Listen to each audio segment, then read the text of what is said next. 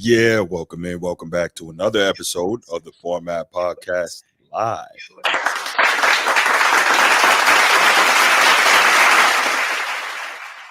Yep. You know what time it is. But before we go ahead and get started, man, we go ahead and maybe give a couple minutes and see if we get some traffic picking up a little bit. Absolutely. Yeah. We don't want to get going too much into that first topic, and we got a couple of quick hits before we even do that. But we want to wait for a few people to hop in here and see what's going on. Yeah. Normally, I like to roll straight into it. Yeah, I like to put that main topic, I like to put that third and let all right. I like to put that third and let people know, give people time to get in, but that might not be one we want to wait for. You know what I'm saying? That because it was that crazy. But yeah, we hold up a minute. What's up, G? Hey, what's going on, bro? GG. What's going on, Transformer? What's going on, my guy? Yeah, man, I'm cooling, bro. You saw how Tatum came out there and played today? Here we go, yo.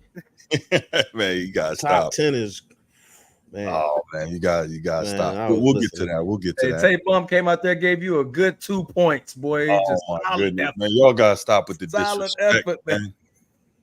Y'all gotta cut that out and call that man Tatum, man. That's terrible. That's Tatum. Oh, is it Tatum? Oh, you funny now. All right, I got you. You know what? That's on me, G. I thought it was Tatum, man. My boy G been putting me on game. I told you, bro. Ain't nobody believe me. I was like, man, this dude. All right, I tell you what. Remember I said it. Y'all going dumb out when him and Mr. Brown start going ham this season, because I'm trying to tell you that those dudes, they are.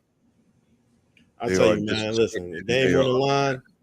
The game on the line. I'm passing the ball to Mr. Brown without question.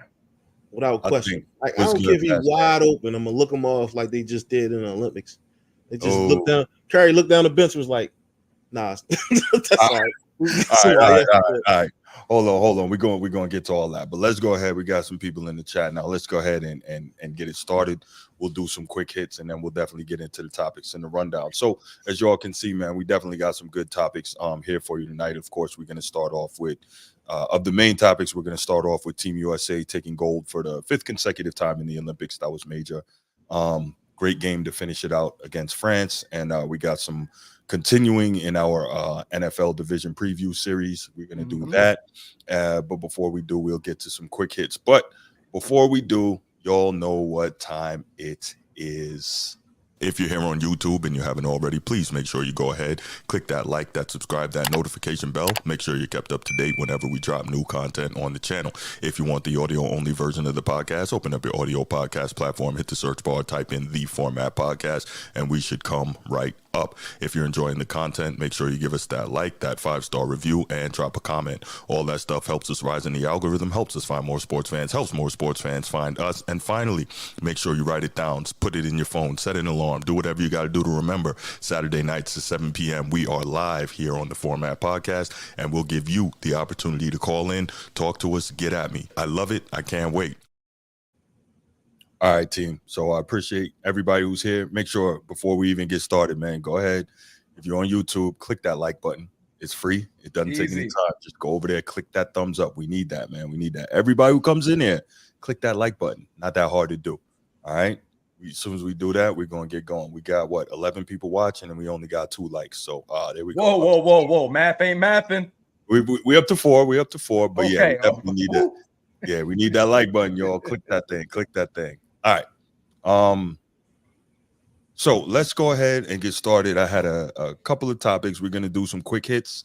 And what we do with quick hits is a couple of topics that we didn't have maybe enough to do a whole long segment on. So just wanted to touch on them, right? So one of the first one, I thought this was kind of ill, right? I was watching the Olympics earlier before the game even got started. side note, I've really enjoyed this whole Olympics thing, man. I love just having sports all the time like that, and just being able to watch the variety that it is in. Yeah, absolutely, all day, and learning about the different sports and the different players from around the world and all that. It's really just cool, man. It's a celebration, a competition, and I love that.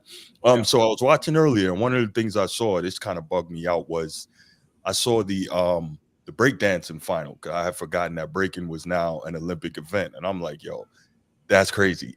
And so I watched the joint, and I'm like, this is wild. Did y'all see any of this? Now No.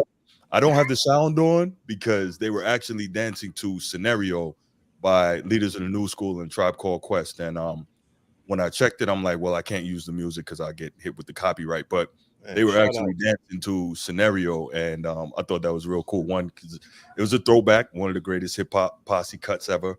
But two, I'm just watching these dudes, and I'm like, they really out here going at it. Like, it was crazy. It was dudes from all over the world, and they out here doing something that we created right here in the States in New York City, and don't even do no more. So it was real interesting. Literally took it and made it a profession. Right, made it a profession. Made it an Olympic event. I thought that was kind of crazy. So I mean, it was entertaining to watch though, and it reminded me like when I was in Korea, like you really used to see dudes in Asia still like b-boying heavy, and I'm like, that's kind of crazy. So yeah, I thought that was interesting. Man, shout out to those guys, man. I mean, they took an art that we created decades ago, and literally, you don't catch nobody on the block breakdancing. No, you don't. Maybe a little bit of pop blocking, you know what I'm saying? A little pop blocking, but hey, you don't see nobody doing those spin-a-roonies on the ground, bro. We left that to Booker T, man. Booker T took that. Right. We let it roll, bro. You didn't break dance. You didn't break dance growing up. So this is funny. I tried to, and so I'm doing the knee spin, and I got a hole in my pants, and my mom was like, "Yeah, no more break dancing. Like I'm not gonna be out here buying you new pants because you want to think you dancing and putting holes in the knees." He was putting holes in the jeans. Yes, that stopped my break dancing very, very early. That wasn't what happened. Yeah. So fun. No, I've never. Well, on Easter, we all used to get out there, and try to cut up with our new, the suits on or whatever, whatever your religion is. But mine was Easter. I remember Easter. My folks would rent a club, and we all go in there and start having a dance off and stuff. And so when I see stuff like that in the Olympics, I'm like, wow, this really like a thing. We birthed that joint. You know what I mean? Like it was birthed by hip hop. So definitely. It's a professional event, guys. It is. That's how crazy it is. It's from us having fun. You know what I mean? Just making some stuff up on the fly, spinning on the cardboard box that they cut up to lay out on the street, you know what I mean, on the sidewalk, the pavement or whatnot. And literally to see it on the main stage, NBC Olympics, and you got folks from multiple countries doing it, man. Pay homage, bro. I mean, definitely. Our ancestors, the ones that did it before us, you made it. For something I never saw being a profession, man. You made it. Right. And you got the B-roll with the Australian girl? Nah, I don't, man. You got that? Man, that's what happened with that? You set the internet on fire, bro. Was terrible? You sent me that earlier, right? Yeah, she was terrible, bro. She had like all zeros. Like, yeah, she was real bad. As a shorty from Australia, thought she was out there, but I don't know what she thought. She tried to she put her hands up like a kangaroo while she was. It was wild while she was dancing. Yeah, I saw it. No, she tried to play the kangaroo. She's Australian, so I guess she thought that it would be creative to put that into the dance, but it didn't work so well. Like to get all zeros is crazy in any type of event, man. That's facts. That's crazy. That's a fact. All right, so all right, let's go ahead. Let's move to this thing, man. I normally, like I said, I like to put that big topic last, but this just happened, and I think we should get right to it. What y'all say? Oh yeah, hey, Nick is over there, ain't it? Nick, what up? We don't claim her. We don't claim her. What up, Nick? Man, good to see you. What's good, Nick? What's good? Yeah, we saw that. We was like, wow. Okay. I'm gonna look that up, man. I'm gonna have to look that up. Yeah, you're gonna laugh when you see. We're gonna know when we just hear you bust out laughing. All right. So let's go ahead and get right to it, man. So we just saw the United States men's basketball team clinch the gold medal for the 5th straight Olympics, correct? And I think 5th straight, and that was coming off of having lost in what the FIBA games was at last year. Last year they lost in the FIBA games. Germany won it, and so obviously this time we sent the big guns, right? Got a lot of legends on the team, got some up and comers, and we got some middle type guys. But what was it? How many all NBA players was on that team? 8, 9 on our team? Players on the team, on the US team. You know what? Let's do this. Let's look at 8 the roster. Right. That's what I'm thinking. Let's look at this roster. And so what we got? 5, 6, 7, 8. Yeah, I think it's 8. Right.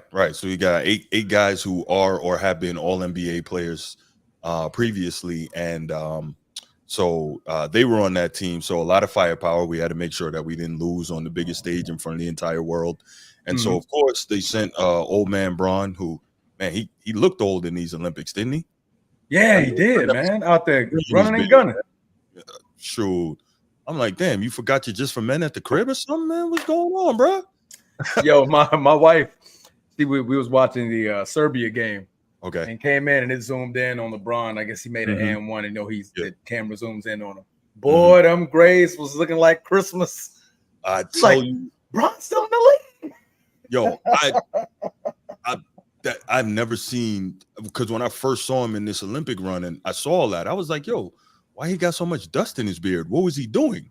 Because, when you see him in the NBA, like his beard, it's all black. It's darker. Yeah. I'm like, wait, this dude been on that just for men all these years. He been faking. You could tell he been faking his hairline all these years. What you expect? I don't know why it didn't even occur to me, because I'm like, well, he's not even 40 yet, so I didn't expect that much gray in the beard. You know what I'm saying? Maybe 1 or 2, but to see that, I was like, yo, that's crazy. But oh, here we go. The Silver Fox. I nicked that in again. There we go. But no, that said, LeBron played very well throughout this tournament. I think he averaged just under 15, 16, about 6.8 rebounds and 8.5 assists. So played really well. Had a triple-double last game, the game against Serbia. Coincidentally, Jokic had a triple-double in the bronze medal game today. I think he had like 19, 12, and 11. So he did his thing. What's up, G? Bronze? What's all that? You got a bronze? Yeah, he got the bronze medal. Serbia got the bronze. Yeah.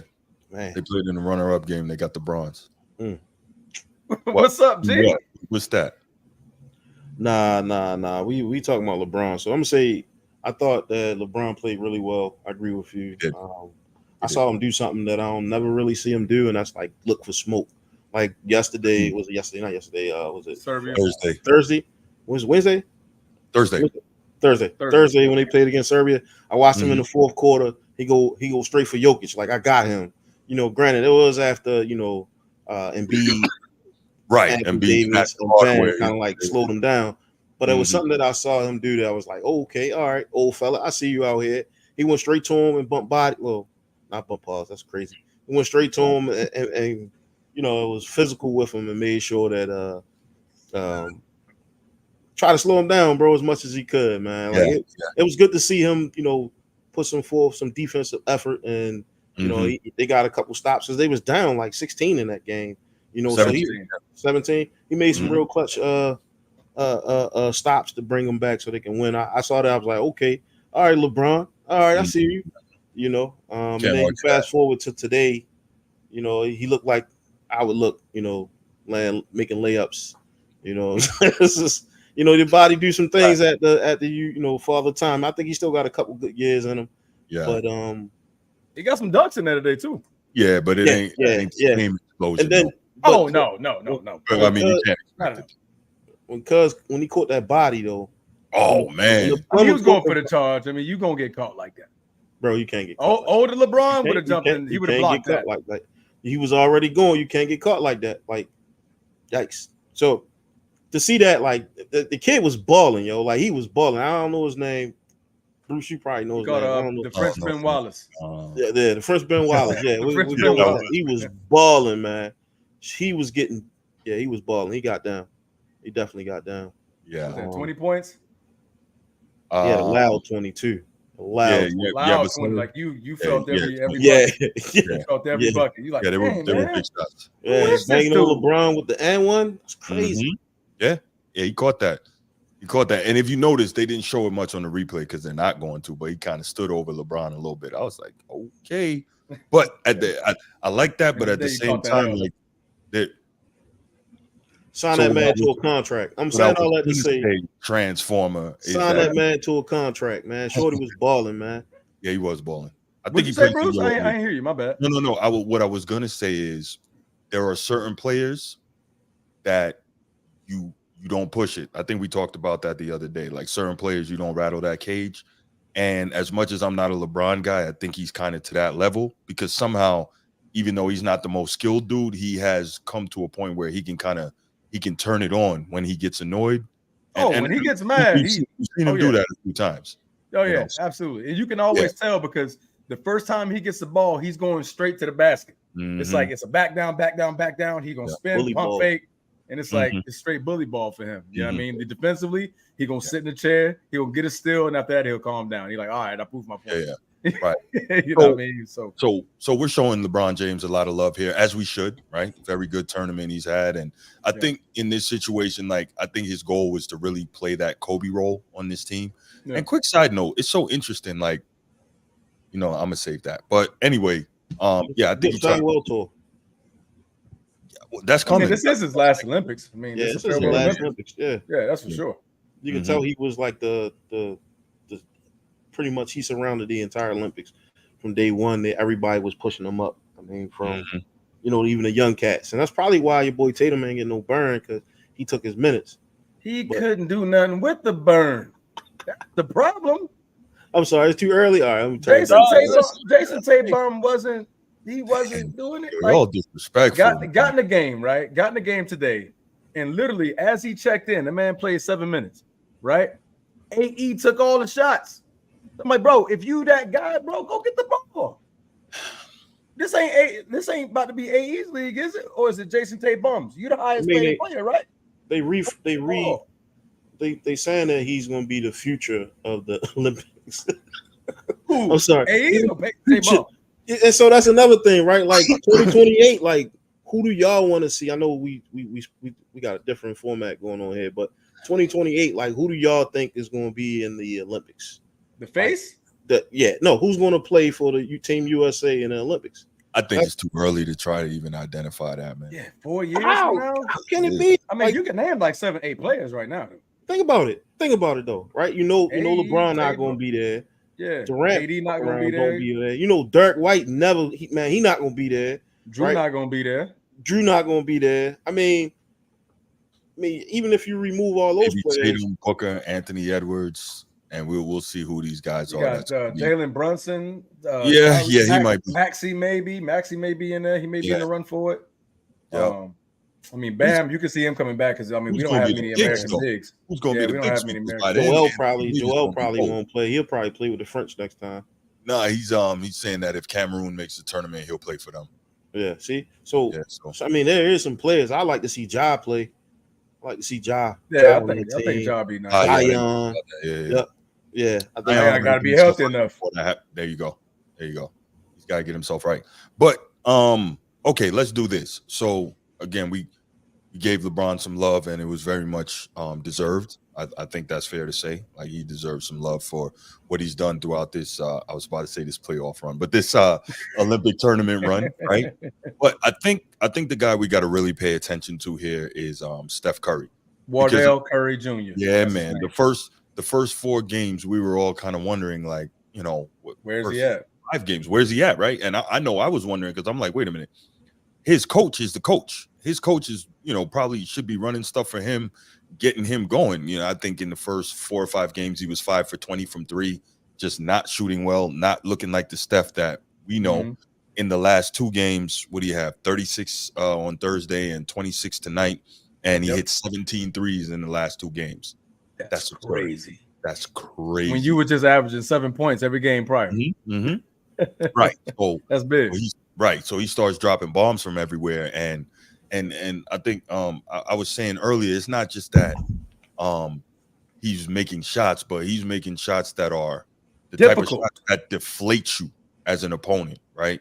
The type of shots they all hurt. Like we saw in the Serbia game, he was making the type of shots that were needed whenever the game was getting ready to get out of hand. He makes a big three to kind of keep the thing, somewhat within reach. And then we see today, well, he's making, big bomb after big bomb, especially late in the game. And then the one that sealed it was when he hit it on two guys. I think it was Batum, and I don't know who the second defender was.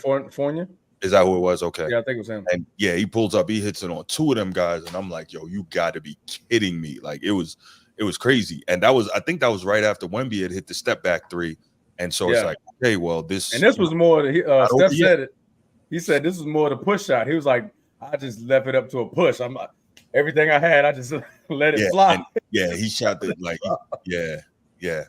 There was one Wembanyama closed out on him in the corner, 7-4, crazy reach Wembanyama, and he put that thing up to the sky and drained it. And I'm like, you got to be kidding me, man. I don't know what Steph is doing, or I mean, obviously he's doing the work to be a great shooter. I thought that was great coaching by Steve Kerr, and he probably should get a gold.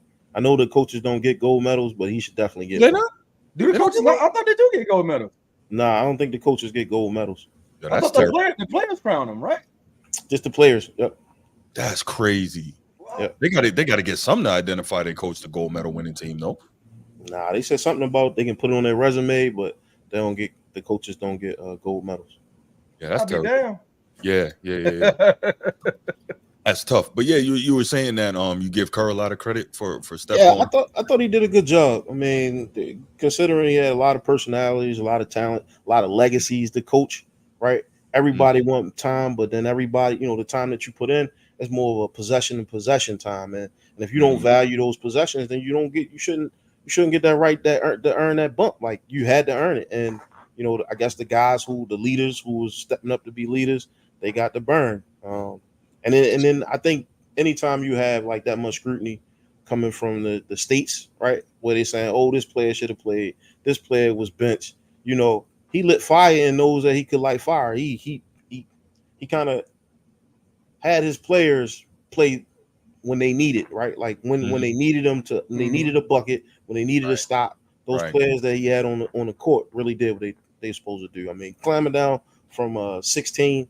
I mean, 6. Oh yeah, coming back from 16 points. That's 17. 17. Some players won't. Some players won't step up to that. They won't step up to that type of challenge, man. And so, we got gold, baby. And so, when we get gold, you gotta give everybody get their share, even the dude that's handing the water out on the bench, man. Yeah, I think Jason Tatum, he was doing a Serbia game. He was handing out, I think, filled 17 water bottles or something like that. He had a crazy stat line. And what's crazy though? Cheers, 4 claps. Transform. What's crazy? Wow. He's gonna claim this goal like he had something to do with it. Like what I'm saying? That's gonna be like on his accolades. I love it because he's a Celtic, man. I'm a clown, Bruce, man. Bruce, I'm a clown, you, D. If you're on a team that win a championship, but you don't get burned, you get a ring, right? Hey, get a ring, right? Look here. You was talking all that mess at the beginning about LeBron and the decoy, but we get to talk about the real decoy. That was Jason Tatum. I didn't call him the decoy. That was G. You agree? You liked it though. I did like it though. Yeah, I had to circle back and give him his props, man. We can't be biased, man. I gave him you gotta circle back and give you the props. But I'm double down, like you gotta double down on certain things, right? Like if folks don't show up, man, like what I mean, like maybe some people you represent the NBA. You're supposed to be one of the top 10 players in the league according to so many. But then when it comes time to suit up and play against some plumbers, you dropping like 2 or 3 points. Yeah, that's my thing. He wasn't aggressive, man. It's like, all right, when you get in the game, if I just got benched an entire game, right? The whole game, I'm the highest paid boy in the NBA. True. I'm that guy, right? Right. Supposedly. Give me the ball, bro. I don't want to hear nothing. Whatever play we got, draw up the play. I'm getting the ball. I'm finna go get a bucket. You know what I mean? And I think Jason Tatum, he literally checked in the game and just backed up.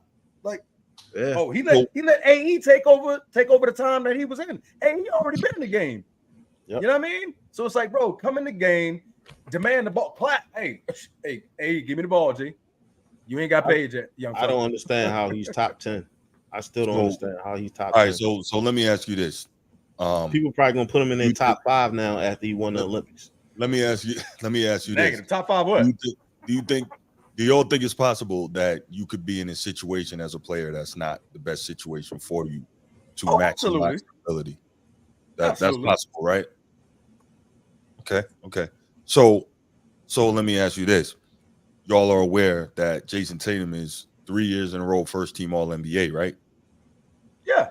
Okay. So I'm just saying this is not about the Celtics. I'm just saying, like, to call him a bum because he clearly wasn't in the right fit. Oh no, let me be clear. Like, I'm being funny.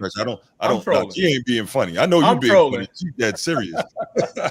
Now, if we're gonna say that Mr. Brown would have been a better fit on the team, I'm cool with that. I think so. Okay, because his mentality is more aggressive, right? And I think that's certain dudes the point. just aren't like that. You know what I'm saying? If you have a more aggressive mentality, it changes how you do things. I mean, look at it. I don't think it's ridiculous to say Jason Tatum is a top 10 player. Now, is he near the bottom, near the back end of the top 10? Yeah.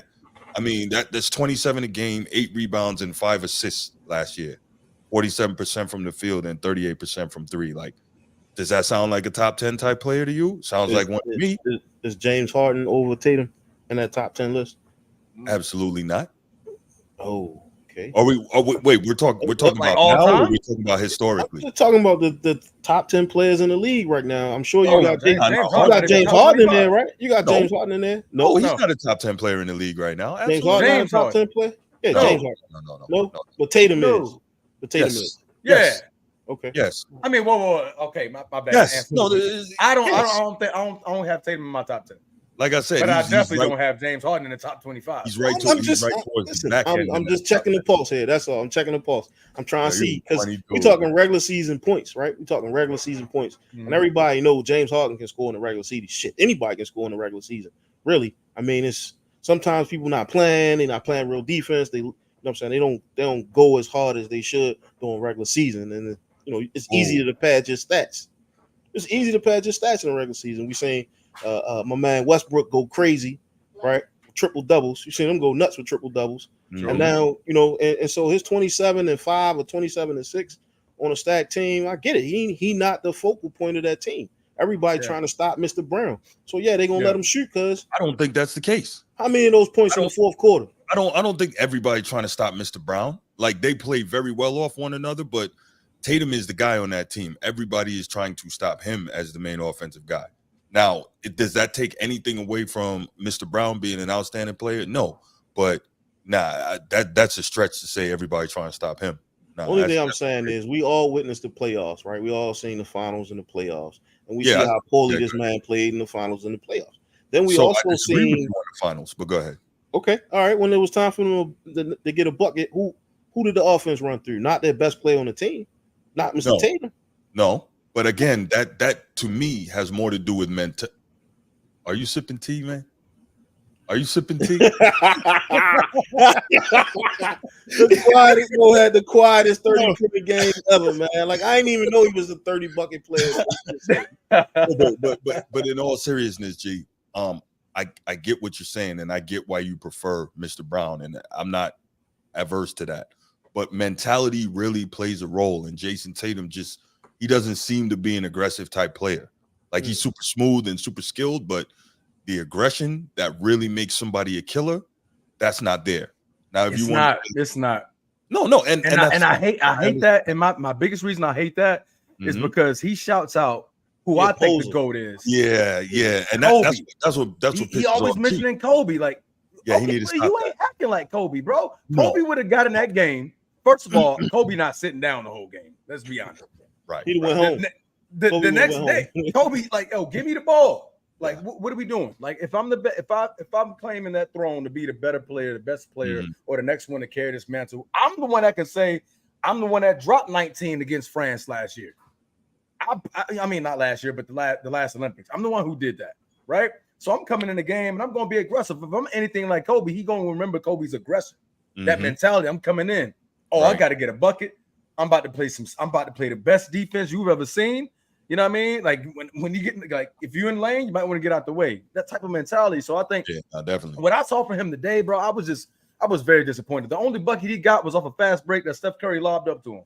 Yeah. Literally, that was it. But again, I don't think he was the right fit for this team. Again, I don't think he has the right mentality for this team, and that's fine.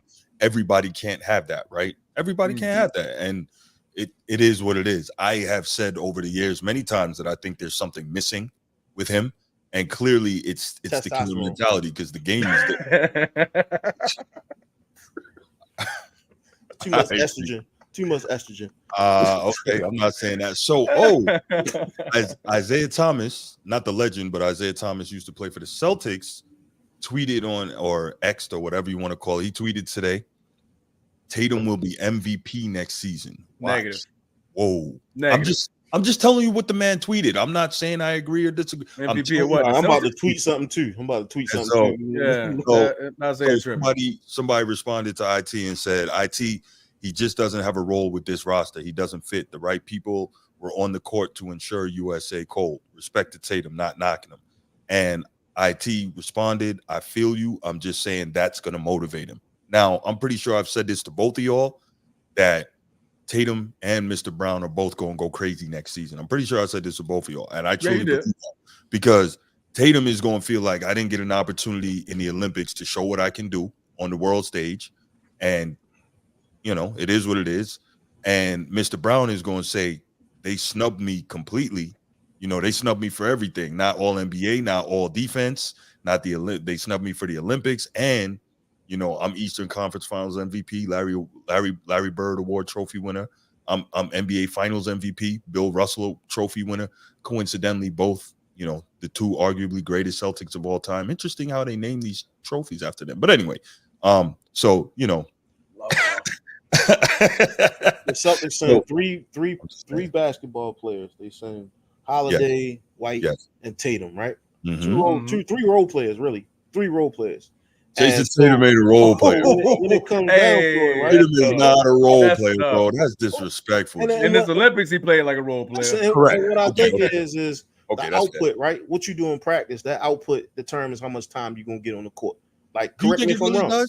Hell yeah. I mean, for certain players. I think it should, but I mean, when you got three Celtics players, like that's you crazy, bro. Yeah, that's crazy. But whatever you got, send me some of that, bro. Because it seems like you live in good. So you got 3 players coming from one team, I guarantee it's gonna get you hype. That's what he on right now. Facts. He on something. It look like it's real. Hijack the session and talking about Jason Tatum because I mean, he's not in my top 15 nor my top 20 in the league right now. Well, I that's just me. I look for heart. Like I prefer players that, you know, that's gritty, and he let Derek White take his time, bro. Like, okay, literally, that's cool. Yeah, he took his time, yeah. Okay, and I respect that, no doubt. But and I've said this as well throughout, and then we'll get back to this game and finishing it out with the gold medal. The biggest thing I think with Derek White is the fact that Derek White is a guy who will do all the dirty work and doesn't need shots. He doesn't really need touches. He doesn't need shots. We all know, G, you a hooper. You know what I'm saying? You played college ball. I know every coach loves to have that type of guy on his roster. Am I lying? So what did y'all pay him for? What did y'all pay him for, yo? What did y'all pay him for? Because you telling me, no, not Derek White. Jason Tatum. Yeah, you telling me he won't do everything and y'all just paid him all this money. There's certain things on the court that he can't do, or it's just a beneath him. Like what? It's not. How did he let Derek White take his spot? That's all I'm trying to understand. It's not about Derek White taking his spot. It's about Derek White does all those things and doesn't need shots on that team, right? It's hard to have a guy who's a number 1 like Jason Tatum on the floor and tell him, yo, you're not going to get no shots. Just do the dirty work. So it's every coach wants to have a guy like a Derek White on the floor or on the roster. Like it makes sense. Jason Tatum and Ben Simmons, the same person. Yo, that's disrespectful, bro. That's terrible. Boy, that boy got some animosity towards Jason, man. Yeah. Something to him back in the day. Man, unmute yourself, man. They the same player, bro. You know what? Matter of fact, stay muted for saying some nonsense. You know I'm speaking nothing but facts. That's great. No, you ain't speaking no facts. He got the same stat line as Ben Simmons, yo, and he ain't even in the Olympics. Man, Yo, you a wild dude right now. You know what? It's about to make a crazy short, bro, because you already know I'm about to go viral. Yes, sir, man. Yes, sir. You heard it here first, man. Yo, you said Jason Tatum is Ben Simmons. That's crazy. Ben Simmons would have had the same stat line. That is so disrespectful. That boy had 2 points, 2 rebounds. Oh yeah, I forgot. Ben Simmons is Australian. I forgot. Damn, Nick, what's going on with y'all, man? Y'all in trouble. U.S.A. version. Yeah, G definitely got the animosity, man. I don't know what's going on with that. It's not, bro. Man. It's facts, bro. Like I feel that's not no fact, man. There's nobody who knows anything about basketball that's gonna agree with you on that. That was I mean, you hate that man, bro. I'm talking about you don't like that man. I'm talking about his Olympic play, bro. Yeah, his Olympic play. Talking about, I would agree with you on Olympic play. I'm talking about it. This just wasn't his moment. Yeah, he definitely wasn't his moment, and it wasn't the fit. It wasn't his moment, and it wasn't the fit. There's a lot of guys that basically kind of play his position and play like he plays. But let's LeBron. LeBron took all of that. LeBron took that away from him. Like, yeah, it's a few dudes who play that way. But let's go ahead and move on. We're gonna agree to disagree with the Jason Tatum thing. I'm sure he'll come back up throughout this discussion. But let's get back to the game here. So say again. Nah, somebody asked me if I was from Baltimore.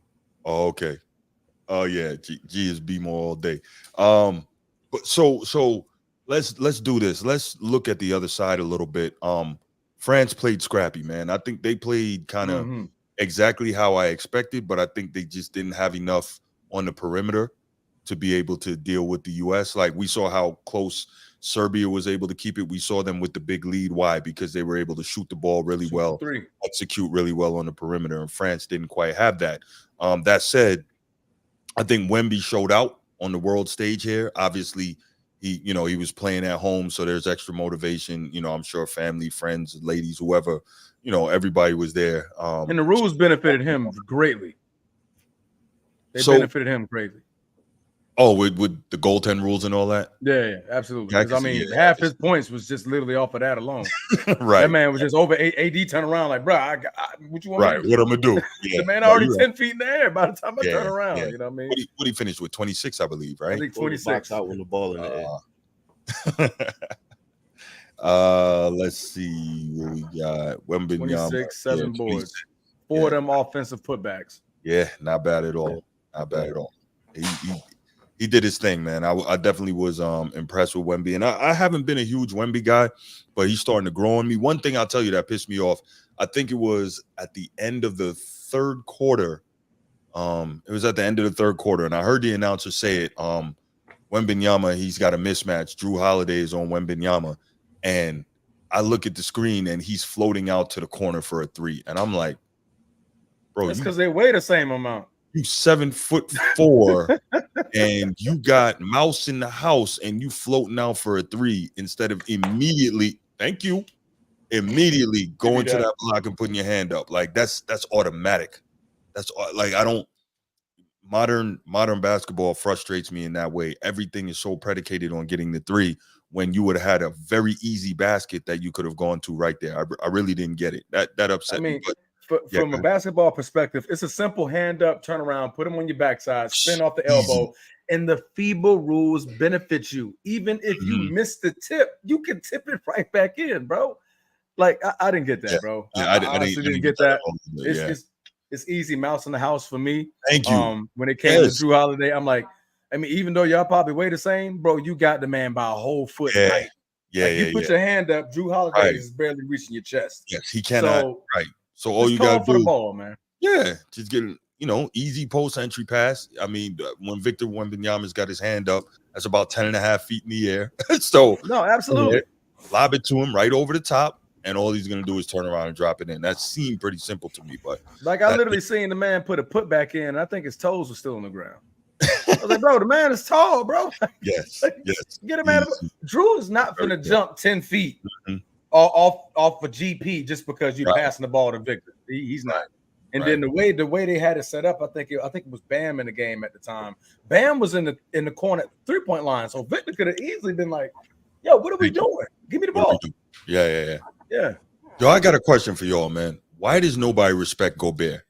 Is it because he consistently allows people to herb him up and he doesn't respond? Because he gets Defensive Player of the Year, but just based off numbers, just based off blocks, the amount of blocks that he get. But when it comes to defending, he gets cooked. Well, the problem is cooked to me. The problem is you got these idiot coaches who want to continue with this switching the pick and roll, which we know the whole goal of switching the pick and roll is to what? Find a mismatch instead of playing pick and roll defense the way it should be played. But they continue to do it, and you get a guy like Gobert who is a very good interior defender, but you got him at 7'2" out on a freaking island trying to defend a guard, and he ends up looking stupid. Like AD did today. Makes sense. It just doesn't make sense to me. So here's the deal. The reason I brought up Gobert, I'm watching the game, and there's a part him and Embiid kind of get into it. He falls on the ground, and Embiid goes and stands over him, and he's got his head. He like puts his Embiid's head between his legs. He puts Gobert's head between his legs, like, and you're Gobert and you do nothing. I'd have had to get thrown out that game, bro. Soft. Like, throw me out the game because you're not doing that. Soft. What made him do that? What made him thought that was cool to even do that? I think you're being disrespectful, and you showing him that you're a herb, and I can herb you anytime I want to. I think it was kind of suspect. That's the word I'm gonna use. I think it was kind of suspect, but the point is he clearly wanted to herb him. He wanted to disrespect him, and he wanted to show I could do what I want to you, and you can't do nothing to me. And he was right. Just let it go. He got taken out of the game right after that. It was like earlier last year when Gobert got thrown in the rear naked choke by Draymond. Like, nah, there's no way I'm letting that go down like that. Either I'm going to get bodied or Draymond going to get bodied, but it's going to be on site. There's no way that I'm allowing that to happen. No way. I mean, the disrespect that Gobert gets, man, is absurd. I mean, but it's warranted though. You already said the man, he can't defend. He don't know how to defend himself. He don't know how to defend when it becomes to a one-on-one situation. Unlike the rest of you a man, it's just bigs. You got to try to. You getting checked, like, bro, that's you. So of course I'm just gonna disrespect you then. No, but you got to try to do something. Even if you end up, getting knocked out or whatever, at least you try to stand up for yourself, right? It's the whole. Oh no, I'm agreeing, but I'm just saying, like, I don't think you got to try to do something. I don't think it's disrespect when you ain't earned it yet. Yeah, I think. How long he been in the league? What, 3-4 years? No, Gobert been in the league like 9 years. He's been in around 9 years. He was with Utah for a while first, and then he went to Minnesota in the trade. Yeah, his offense is like still trash, man. Like in 9 years, he should at least have like a post move, something, man. He should be able to give us something other than just blocks. I get it. That's his bread and butter. He getting paid for being a 7-footer and being able to defend around the rim. But at some point, man, you need to have that other side of the court. Now I seen him dunking on the Chinese all day. Yeah,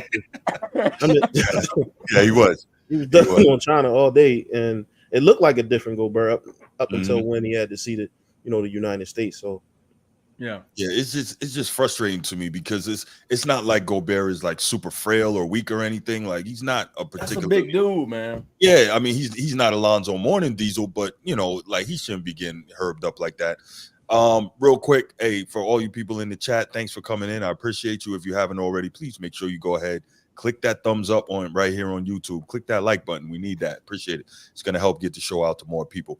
Anyway, back to the topic. Yeah, so I was like, damn, Rudy, man, you just allowing yourself to get herbed up. But then a couple minutes later, he kind of got tangled up with Draymond, threw him a little elbow, and I guess he was letting him know, like, it's not going to be any more of that. But personally, I mean, he already put your head between his legs. So nah, bro, you got to run on unless you piece him. There's not right. There's not much else you can do. I was real disappointed, man. At this point, Gobert only gonna earn his respect if he snuffs somebody. Yeah, I agree. He got to snuff somebody. I mean, I don't think yeah. There's nothing you can do in a game of basketball. Right, next person that tries him, they're about to check you.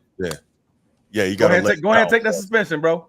Yeah, you got to lay him down. Go ahead and take that suspension. Now everybody know, like, okay, no, he throwing hands now. He not to be played with. Okay, we thought it was sweet, and it's not. Yeah, I agree. Yeah. All right. Okay, so let's go into this part of it now. So obviously, United States, with the help of their elite team. Which, quick side note, What up, Steve? Yeah, we were talking about Rudy Gobert and how nobody respects the dude. It's pretty bad. And there you go. There's the disrespect right there. Doodle butter. That's a new one. But it's warranted, man. You gotta do something to earn it, man. Yeah, at some point he gotta like macho man elbow on somebody. Bro, I'm talking flying high kick, whatever you want to do, bro. You French. Yes. Make it up. Make it up. Do something. Do something. Yeah. But yeah, let's get to it. So obviously we see now that fifth straight time United States men have won the gold medal, right? And so respect due for that. They're doing their thing. Steph Curry came alive when the team needed him the most. LeBron has been kind of in a leadership role, throughout this tournament. He's done well. KD made a lot of big shots. So the first thing is LeBron won tournament MVP, or I guess Olympic MVP, that's something you don't even hear about. I find it very interesting. I had to look it up when I found out about it. So apparently it was instituted in 2004, and it's only been awarded twice. Ginobili won it once, and I don't remember who the other guy was. But I guess LeBron won it. Do y'all think LeBron should have won it, or do you think it should have been someone else? I agree with it. I mean, from an overall game-to-game perspective, I mean, you're the leader, you're the focal point. I mean, you got a triple-double.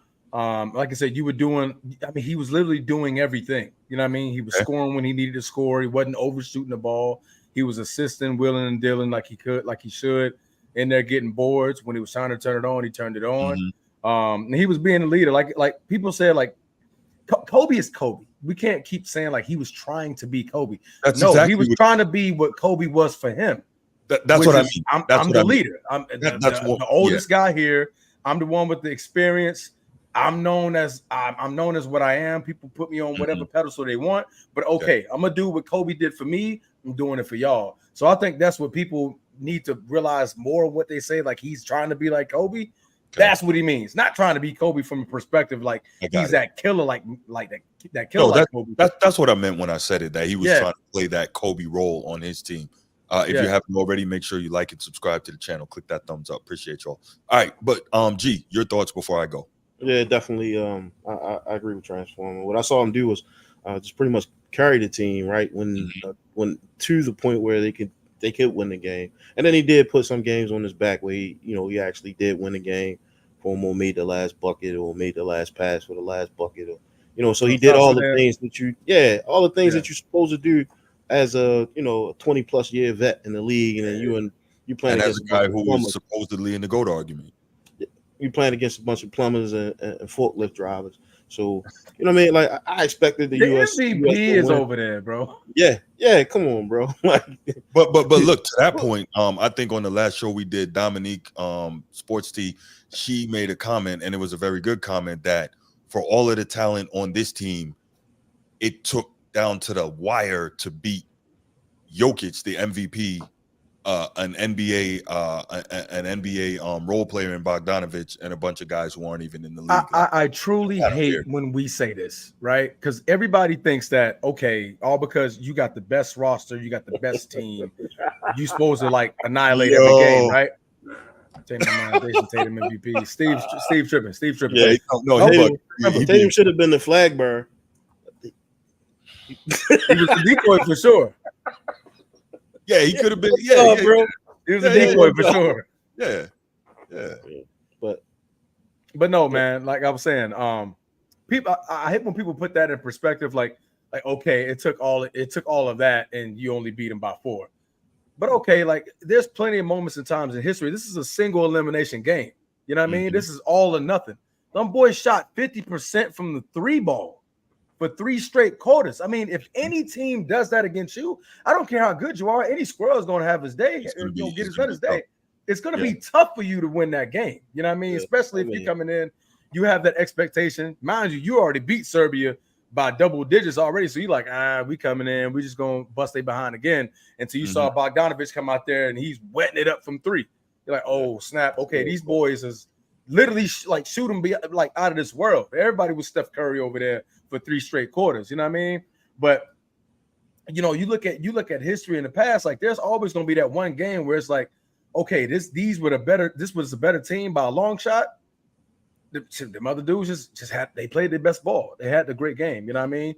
So I dislike when people say stuff like that. Like, okay, like, oh, you had all that to beat Jokic by 4. I mean, shit, the man teammate shot 50% from 3, bro. Well, no, I get it, but I think generally, if we're in a position where we're playing a game and we got a loaded up squad and the other team is not so loaded, you generally gonna run them out of the gym. So I get typically if you take it serious though. Sides of the argument. If you take it serious, because I don't like. To me, I don't think they took it serious. Yeah, I think they did a good job of keeping the game close. We know we don't play defense over here anymore, and that's been gone for about 8 or 9 years. And so the offensive firepower on the team USA, it did what they do, man. They put the ball in. We're gonna put the ball in. They made it entertaining with last second comeback wins. But yeah, man, like it could have been easily a 30-point blowout. Like what I did see was I saw Steph get hot and they take him out. Did y'all see that? Or was I the only one that said? No, that was for a defensive possession. That was for that was offense defense. Yeah, because he came right back in. He definitely came back in. But yeah, he came right back in. Just those types of things, man, just made you bat your eye. Like, was they really shaving points? In some of these games just to make it entertaining. Like, what was really going on? Was this a political ploy? Like, because quiet as kept, bro. Like that squad, if you just put left 5 on the court, they should have been able to blow out anybody that came in. And I don't know if it's the FIFA rules or the FIBA rules or whatever, but I don't know. It's entertaining to watch, man. I tell you, 15 days is probably like the best Olympics that I got to watch. Yeah, there's definitely some good stuff in this. Yeah, it was, considering baseball, that's the only thing we got right now. So, right. So preseason just started. So yeah. Thank you. I saw my boy Jordan Love looking good out there today. Yeah. I saw some comments discussing this Olympic MVP thing, and couple of guys there in the chat were saying that it should be Steph Curry. But my thing is, no, not off 2 games. That's what I was about to say. As instrumental as he was, and he played a monster role, no question, in helping us bring home the gold. 17 made threes over 2 games, but the first 5 games, he was 5 for 20, and he was not playing well at all. I don't. As great as it was that he came through in the big moments, and that's awesome because he doesn't always do that, in fairness, and I love Steph. But you're absolutely right, Steve. And I think we're talking about the Serbia game. Yeah, there you go. Oh no, absolutely. And I think if it wasn't for Steph Curry, we wouldn't have won that game. Yes, Steve, we were actually talking about this, I think, before you came in, where we were discussing the fact that every time that game threatened to get out of hand, Steph Curry made another shot to kind of keep it within reach. So definitely we appreciate what Steph did. Serbia Thursday, and then obviously today in the gold medal game, 17 3-pointers made in 2 games. We know how incredible he is. That said, you can't give somebody an MVP off of a 2-game performance. Now, I'm sure this may surprise some people, but I'm 1,000% in agreement with Transformer here and with G. And I do think that LeBron, for his consistency throughout this tournament and his overall strong play, even though he had a lot of turnovers in some of these games, but he did. Yeah, not that I'm comparing them, but if we're being fair, Magic Johnson had a ton of turnovers too, and he is one of the all-time. No, he is the all-time greatest distributor in the history of the game, right? Not necessarily by the total numbers, but we get the point. And so I just say that to say that I do think that LeBron probably should get this MVP based on his consistency and his production throughout this tournament and his leadership. So I give him credit for all of efficiency. The man, he was pretty efficient. Yeah. Probably 60% from the floor for this. 67%. Yeah. So I give him a lot of due for what he did here. That said, this is the part where some people may get mad at me. Don't really care. Because this is my show. I don't care. But real talk, now we're gonna have these idiots saying, Jordan never won Olympic MVP. Jordan didn't get 3 gold medals, and then I'm gonna say shut the hell up because the Olympic MVP didn't get in 2004, so it wasn't in existence when Jordan played. Jordan won 2 gold medals and never a bronze, so we can stop that foolishness now. But you're gonna trust me, you will hear some clowns over the last couple of names. Over the next few days, and they're gonna say that. I guarantee it because you know how to get down. No, absolutely. But I want to respond to the chat real quick. I see that we're hyped off. We're being prisoners of the moment. Right? I think that's what you guys are being right now. It's the MVP of the tournament. Yeah. The entire tournament. So, out of all the games that was played, who was the better player? You can't tell me that Steph Curry can't be who he was in the last 2 games, the first 5 games, and just because he did what he did in the last 2 games, he deserves MVP. Because if you want to do that and be like, okay, if Steph wasn't there, we would have won bronze. Okay, well, if Bron wasn't there in the first 5 games, we're probably not in the tournament. You know what I mean? So you can't have it like that, guys. So I see where you guys are coming from. Steph Curry was out of his world when it came from the 3 ball and everything that he did when it came to closing out the game. But let's not act like for the first 5 games, we were literally asking where's Steph Curry. We never had to ask that with LeBron. LeBron was on point literally throughout the entire Olympics, where when there was a bucket needed, he got the bucket, or he was assisting the bucket. He was on defense in the fourth quarter, checking guys like Jokic and stuff like that at the age that he is in now, which I don't think should be his responsibility when you got guys like AD and Embiid and those guys out there on the floor. But he was doing those things literally every game. You know what I mean? We can only talk about how Steph Curry shot lights out from 3. Okay. Bron did more than that. Assisting, rebounding, you know what I'm saying? Defending. Well, he was that orchestrator when it came to key moments. In fairness, in that Serbia game when he had 36, he also did have 8 rebounds. So he did. He's not a guy that doesn't attempt to hit the glass. And we saw when that game started getting tight, towards the end, we saw, and we talked about it. When was the last time you saw Steph pick up at 3/4 court, really attempting to play defense? So again, I'm not trying to say that he should be the MVP over LeBron. That is not what I'm saying. I'm saying I see a little bit of the argument that Steve and some of the other guys in the chat are making. So yeah. Right. Yeah, not just the last 2 games. You're right. Like literally, man, they had questions. Before Steph Curry played against the last game against Serbia, they were wondering like, man, is Curry going to have his moment? Is Curry going to have his moment? Yeah. You know what I mean? Like you didn't question that with LeBron James. You know what I mean? LeBron literally had his moment every game. Right. Nino, I see your comment here. Let me just address this real quick. I know this is not the topic we're talking about. We're talking about Team USA winning the gold, and good for them. And but this is the stupidest argument ever. No, Steph Curry is not the greatest point guard of all time. Like, how disrespectful is it to even fix your mouth to try and say that? Steph Curry greater than Magic Johnson? First of all, is Steph Curry even really a point guard? No. Like, they only just call him that because he's masquerading. Yeah. Yeah, because he doesn't facilitate. He doesn't do anything. Yeah, he's like 6'3". He's a 2 guard. Ben Gordon was 6'3", right? And we never called him a point guard. He was a shooting guard. So why do we call Steph Curry a point guard? I don't understand this. And that's no disrespect to Steph. I love Steph because I love shooters, and obviously he's one of the greatest of all time at that. But why do we call him a point guard? He's not that.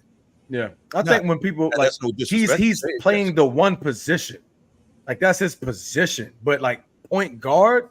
Come on, man. The title point guard, you're the point of attack. You're the focal point of the offense. You're literally orchestrating the team when necessary. Like, you're doing those things.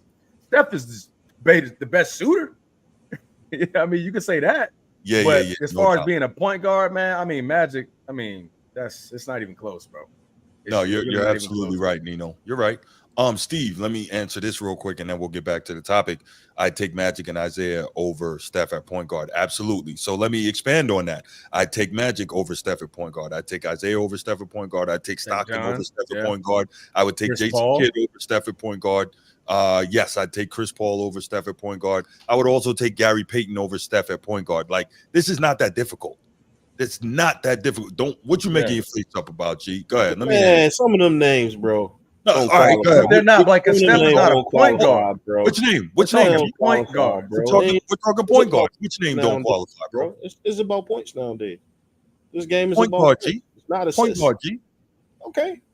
So wait, Zeke could score if you needed him to, right? But he was a distributor, correct? So I'm thinking like Zeke trying to check Steph and the problems he would give him. I'm thinking Jason Kidd trying to stick Steph and the problems he would get. None of these players you calling out would give Steph. No, I mean the Steph would give them. Nah, man. Nah. None of them are supreme defenders. Gary Payton, maybe Gary Payton, not Jason Kidd. Jason Kidd was an elite defender. What are you talking about? That's multiple-time All-NBA defense. What? Yeah. The only thing that I'm saying, and he was a better rebounder. This is what I'm saying. Let me hear you. They gotta check Steph the whole court. You just seen what he did to some really good players. This kid is lights out. He was able to win rings in LeBron era when nobody was supposed to. nobody is supposed to win rings in LeBron era. He was able to do it. Yeah, granted, it was with Kevin Durant and nuclear power, but he definitely is. Yeah, absolutely. Yeah, so all these old players, man, like I don't think it's not gonna happen, bro. It's not gonna happen. Like I really believe that Steph he's a generational talent, something you've never seen before. No, that's not. Right? I don't think that's the argument I'm making. I'm saying he's just not a point guard. Correct. I don't like him being called a point guard. A point guard is a person who's facilitating the point of attack. Well, true point guard. We're talking about true point guard. That's my definition of point guard. I said he's a shooting guard masquerading as a point guard. You know what I mean? So like he plays the one like AI. Exactly. AI is not a point guard. That's just his coaches. AI is a shooting guard. Absolutely. There you go. Great point, last name. There you go. Yeah, those Nets teams, those bad Nets teams that Jason Kidd took to the finals twice in a row, got beat by the Spurs and got beat by the Lakers. That's a great point. Sweat. I love Sweat. Yes. So I'm not saying that no J Kidd isn't like a supreme point guard. I'm not saying that. I'm not saying he's not nice. I'm just saying like if it came down to it, I'm picking Steph over all of them. I'm not, because here's the other thing that you're forgetting. They have to defend him too. Jason Kidd is way more physical. He's bigger. He'll take him into the post. He will make Steph work on defense. And when you got to work on defense, what ends up suffering? Your offense, right? Your offense is going to suffer. It takes some of your legs away. Now, we know Steph is supremely conditioned, no doubt. But he's supremely conditioned in this era where he don't have to deal with the physicality. You don't have to take the bumps. But you know what? I just wrote this down, G. This is going to be a topic going forward. We're going to talk about it. Stop and shoot the boys out the gym, man. Okay, that's cool. We're going to shoot anybody out the gym. I'll be honest. Down running plays. They not coming down running plays, bro. He coming down shooting the ball and it's going in. All right, that's cool. We're gonna talk about this because I got the argument for that. It's all good. I got We're gonna make that a topic. Yeah, boy. Boy. This one, bro. Yeah, well, you got Jason Tatum in your top 10, so I don't know, bro. Tatum is in the top 10. I don't know, bro. All right, I got you. All right, let's. You named like 10 names that was better than him, bro. So just pick one and we can go at it. I'm just saying. All right, we're gonna do that. Yep. Yep. But this is gonna be a topic on another episode. We're definitely gonna revisit this. And after this, G, I gotta have you remind me about the other topic that we brought up earlier when we were talking. All right. You have to think Steph is the greatest shooter ever. He plays off the ball so much, which, yeah, absolutely. Exactly. I like that take. Yeah. I like that take. No, that's a great I like that take. You're not a true point guard. Nah, he's not.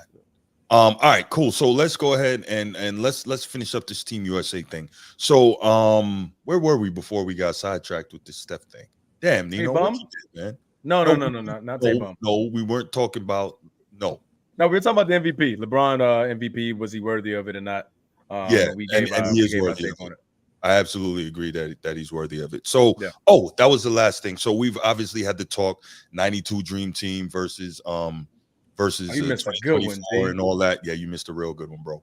So my question is this: before we go ahead and finish up talking about Team USA and them winning the gold again, which again, you know what?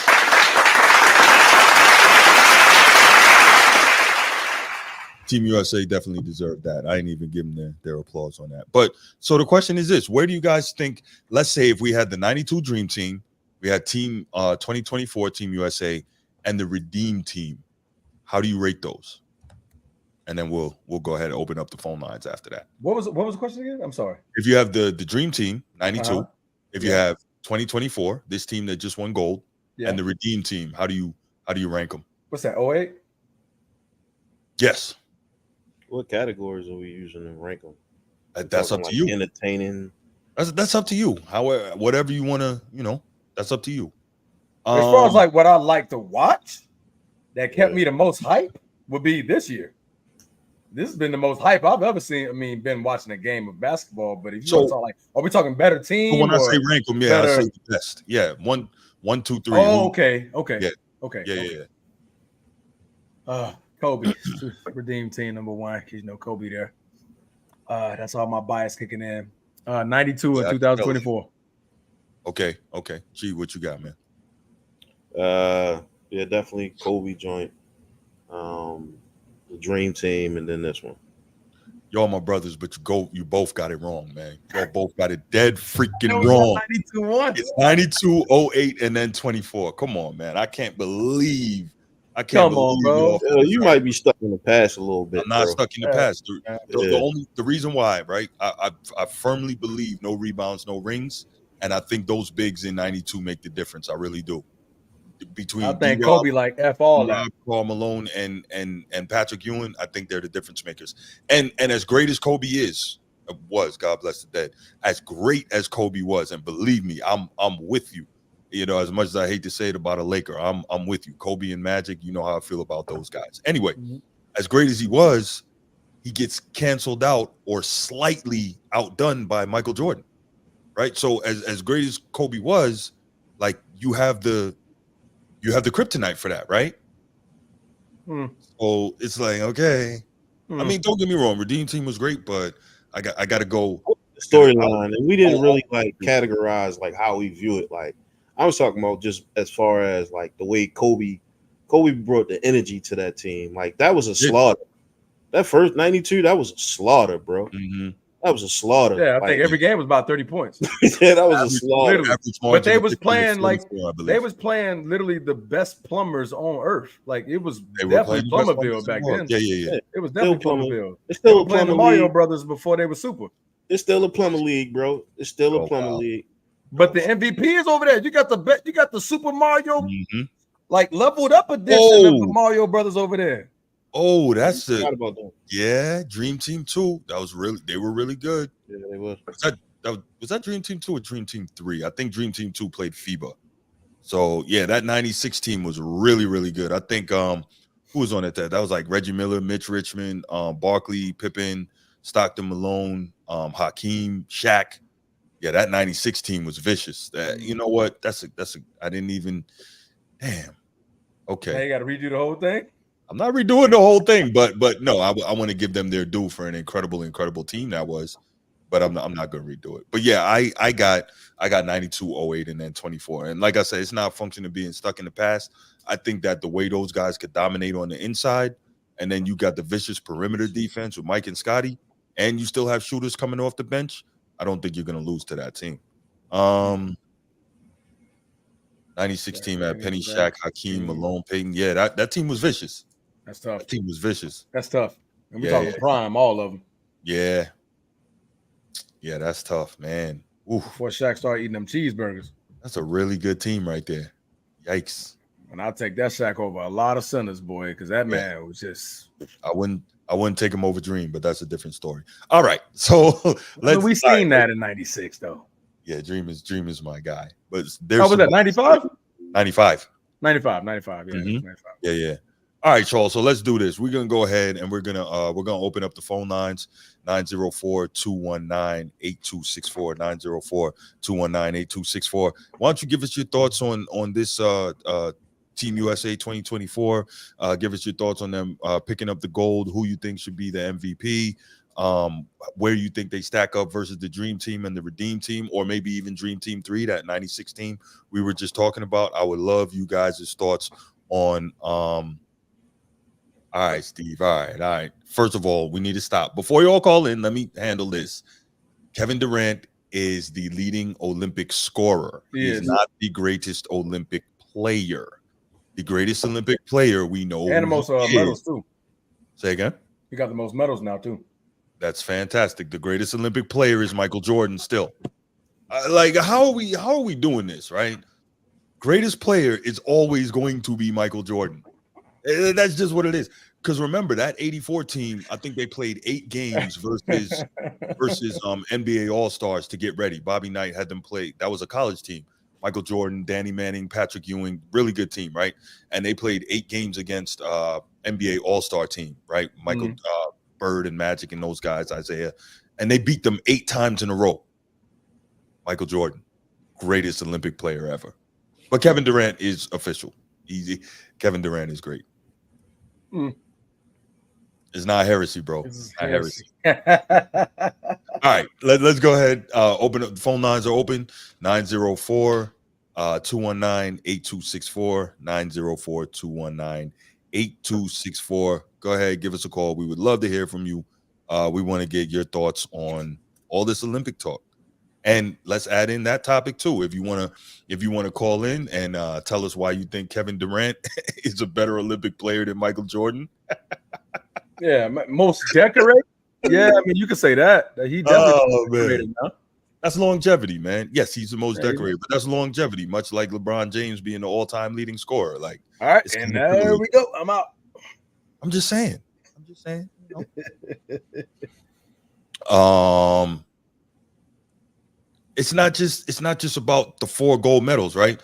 Do we think that if Michael Jordan hadn't played in 4 Olympics that he wouldn't have 4 gold medals? Like, obviously we'll never know, but do we really believe that? Like, come on, man. Like, if you're the greatest player ever and you play in the Olympics, that makes you the greatest Olympic player ever. It seems pretty simple to me. Seems pretty simple. Now, Steve, what I'll say is this.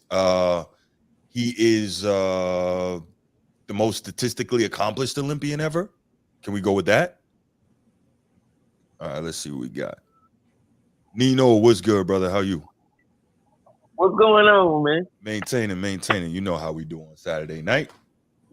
Hey, I want to say. Yes, sir.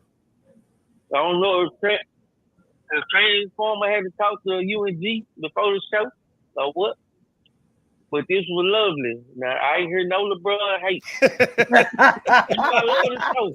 You're welcome, Nino. I don't know if y'all had meetings before. No, we did not. This was beautiful. That's why I watch this show. Cause it ain't, I feel like y'all really believe in it based on a skill base.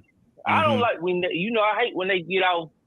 They go talking about off the court. U.S.A. Why Bron better than Jordan? Why Jordan better than Bron? They go talking about shoes. Right. Y'all keep it. I like this style of play, and this what it is. So y'all gave it up. I just want to say that was love. I appreciate that. They can't really call y'all haters because it's gonna be some show out there. I guarantee you, it's a show. I got one in mind, but it's a show out there. It's already on it. Nino, man, you're a funny dude, man. Oh my goodness.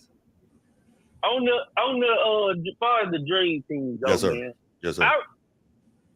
I really can't call it. And y'all, I see y'all kind of. Well, Bruce, you going with Jordan, but it's hard to compare the eras in the style of play. Like it is. If you look back, I guarantee you it was no Jokic style player or no Wemby in the Olympics that the older teams played against. Which all of that goes back to the 92 Dream Team. Like even LeBron and Kobe, you don't get I don't feel like you get that without Mike. So I think we all look at it wrong. We look at it's supposed to elevate. Like Joe Montana, you get Tom Brady. You're supposed to elevate.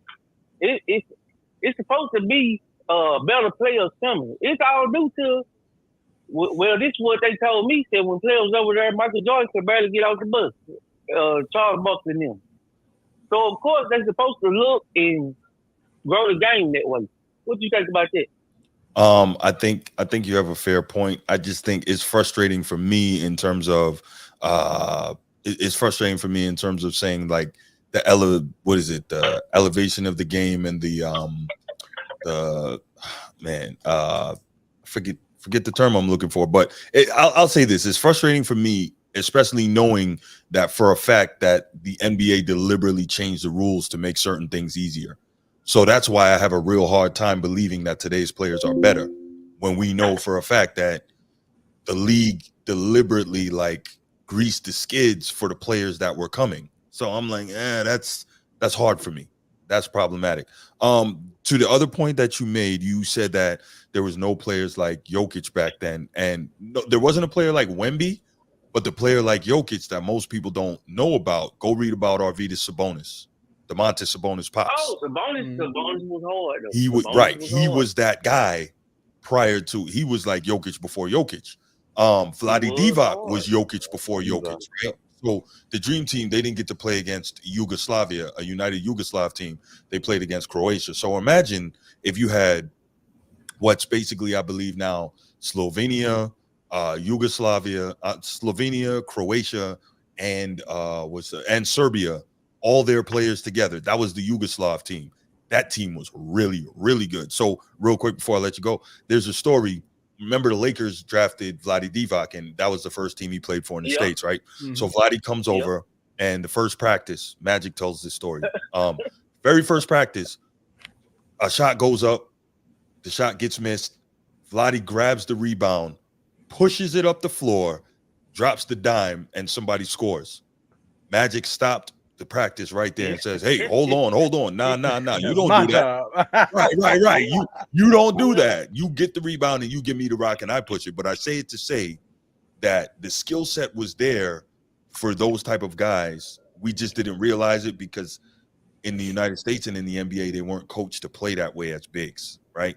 As bigs, they were taught, go get on the block and either score, or when the double team comes, learn how to pass out of that. But we didn't get to see guys that were playing like Jokic back then. Not necessarily because there was nobody who could, but because that's just not how it was done. No, I agree. Me and you agree with that. I don't know if we educating people that don't know, but we agree with that all the time. It's not that they couldn't. So I wouldn't say Patrick Ewing couldn't hit a mid range and do what Embiid do with the mid range. Oh, we saw that. They wasn't allowed to. In this game, if you hit a mid-range free throw as a 7-footer, they'll let you keep shooting it. Mm-hmm. But I remember playing in high school, and the ceiling is low. If you the tallest man on the floor, you can be the fastest, the strongest. They practice you with your back to the basket, and that's what they want you in the post. Yes, they didn't correct. They didn't let you play, and it was the same way with the NBA. Right. So you remember Shaq? A lot of people don't remember Shaq before he got big. Yeah. Shaq with the Magic. Yeah, Shaq pushing the flat break the floor. Yeah, he was. Yes, he was. So I'm saying we can't hold it against the players, but we got to bring this into account that you wasn't allowed to play this way. Like, can you imagine? Like y'all say, MJ. MJ could have been where he already is, but he could have been James Harden type of score of 40 points. Now, I think y'all will agree to this. Just because you do 40, score 40 and 50 don't equate to winning basketball. Right. You see it with James Harden. Right. But as far as the Olympics, that's why it's hard for me to compare the average. I'm looking like it's just too tough. So no, I hear you on that. You can't go wrong with. You can't go wrong. I hear you on that. I appreciate the no Bron hate. All right, Nito. You're welcome, bro. I got one thing to add. Like, I think the reason why they didn't allow the bigs to shoot the threes is because they want them to make those more high those what I'm trying to say here. The reason why they didn't allow the bigs to shoot the three. Yeah, they wanted them to take those high percentage shots, and over time they allow them, as the younger group start the I think Dirk really kind of changed on that for the bigs. Nah, I don't think so. Who was the guy that played for Golden State? He played for Golden State, the big. God damn. Karolinko? No. Karolinko was Utah. No, this was like in the 90s. Oh, in the 90s. He was the center. Manu. No, not Manu Bowl. He played for Golden State. I'll come back to you. I'll circle back. Yeah, all right. I'll circle back. But you know what, though, G? I think even still, because remember, Lambeer used to hit threes, right? But still, that was just an anomaly. That wasn't a thing that they wanted bigs out there doing. You know what I'm saying? But Nino, you got anything else for me, man? Oh, and please make sure I'm on listening when you do the Curry and Magic debate. As soon as I seen it on Twitter, I thought about it. I said, I gotta let Bruce know. I appreciate that, brother. We're definitely gonna do that. We might save it's not a debate. Or we might save it for next Saturday night. But it's less Curry and Magic and more so Curry, this nonsense of Curry being the greatest point guard. Yeah, it's not a debate. And he's not a top 5 point guard to me, but that's again we'll get to that. Appreciate it, man. I'm gonna continue to the show. All right, Nino, appreciate you, brother. Thanks for the call. Oh, yeah. All right. We can always some good commentary. All right. Anybody else want to call in? We'd love your thoughts on all this Olympic talk, the gold medal, dream, redeem, Team USA 2024. We'd love to hear that. 904-219-8264, 904-219-8264. What else we got here? Yeah, that's true, Steve. Yeah, you're right. That's yeah. They definitely had some rough times after that before they got Jokic. Yeah. As a matter of fact, even after they got Jokic, he had to improve. Yeah, it took some time. Yep. Yeah, because he was a second round pick. Yeah, he was. Yeah. That's right. Yep. Ended up being a problem. All right. Well, I guess we're not gonna get any more calls on this topic. I think I'm gonna have to watch this video back. I'm trying to remember what absurdity G said earlier. Yeah, just crazy. Say bum. I said Jason Tatum was in my top 10. I ain't gonna never forget that. I sat and watched that shit. I was like, you gotta be kidding, right? Like y'all doing this shit for likes. Y'all gotta be doing it for likes. He is. Ain't no way. Nah, there was something else. All right, let's go ahead and let's switch gears. And it's time. You know, the Olympics are about to be over. What, tomorrow? Tomorrow's the closing ceremony, right? I think tomorrow's the closing. Yeah. Yes, I believe so. And LeBron is not carrying the flag. I'm just going to throw that out there again. Katie Ledecky. I mean, I said that from the beginning. But anyway, you know, go ahead. Yo, quick side. Did y'all see? I think I put it in the chat with us. She has the 22 fastest times ever in the 1500 meters. That is like beyond dominance. That doesn't even make sense, bro. I mean, not to knock on a stereotypical horn here or a stereotypical door, man. Well, I don't know nothing like that. Gee, Sam Perkins was in Seattle. I know, and then Indiana. Yeah. He's at Golden State. That's why I didn't. Yeah. Oh, okay, in the chat. Yeah. Okay, cool. But yeah, I know what you're talking about. Definitely shot the three. He did shoot the three. First bigs to shoot the three. Yeah, when he was in Indiana, that team was dangerous because that team had damn near everybody could shoot the three. Because it was Mark Jackson, Chris Mullin, Reggie Miller, Sam Perkins, and Smits. Smits didn't shoot threes because again back then you didn't shoot threes, but you know. All right. So anyway, was Shrimp on that team? He played from 84 to. Let me see. He played. He played with the Pacers early. Yeah, he played with the Pacers early. I think he didn't play with that team. All right, but let's go. Let's switch it up. Let's move from. So as we were saying, the Olympics are over tomorrow, so we can move past that. We're not gonna have basketball for a while, but guess what? That's okay because we got football, we got the NFL, we got college football. That's right, Florida State. You're a Florida State guy. You're Seminole. I see you in November when Florida State comes up to Notre Dame. Go Irish. You a college football guy? Good luck. Huh? Who? You a college football guy? Sometimes. I don't think I ever asked you that. Basketball. It's like college football, man. Yeah, basketball. that. All right, we go from here. All right, it's time to continue our NFL divisional preview series, and we're gonna go now to the AFC East. So we're gonna definitely, Steve, definitely. Yeah, go Irish. I'm with you, bro. What's those things on them? What's some green things on the screen? Those are called shamrocks. Shamrock? Like Ken Shamrock? Those are called shamrocks. You see this here? My man can't fight, boy, with a stance like that. He getting bitty bopped all the way from here to Mississippi, boy. Hey, man, but two piece of people, man. Lucky the leprechaun. All right. But yeah, let's go ahead and last name, life is good, baby. Your life is good. Life is good. Even the preseason, I'm over here scoping the game. Life is good, B.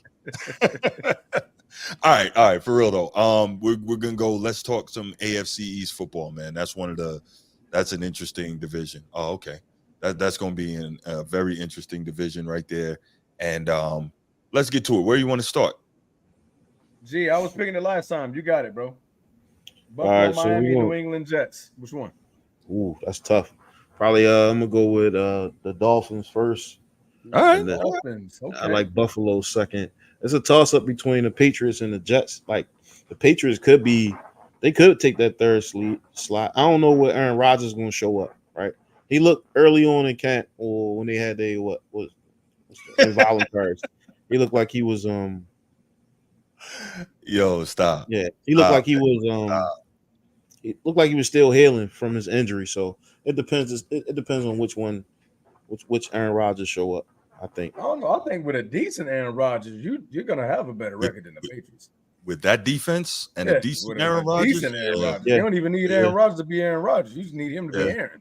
They can rush the passer. They can stop the run. They have a lockdown corner, first team All Pro both years in the league, and Sauce Gardner. That defense is special. And again, now we get some. Providing Aaron Rodgers is healthy, you get some competent quarterback play, which is more than you will have had in the last few years. And that is a team that can definitely compete for probably second in the division. But then again, that division might be up for grabs, and we'll talk about why.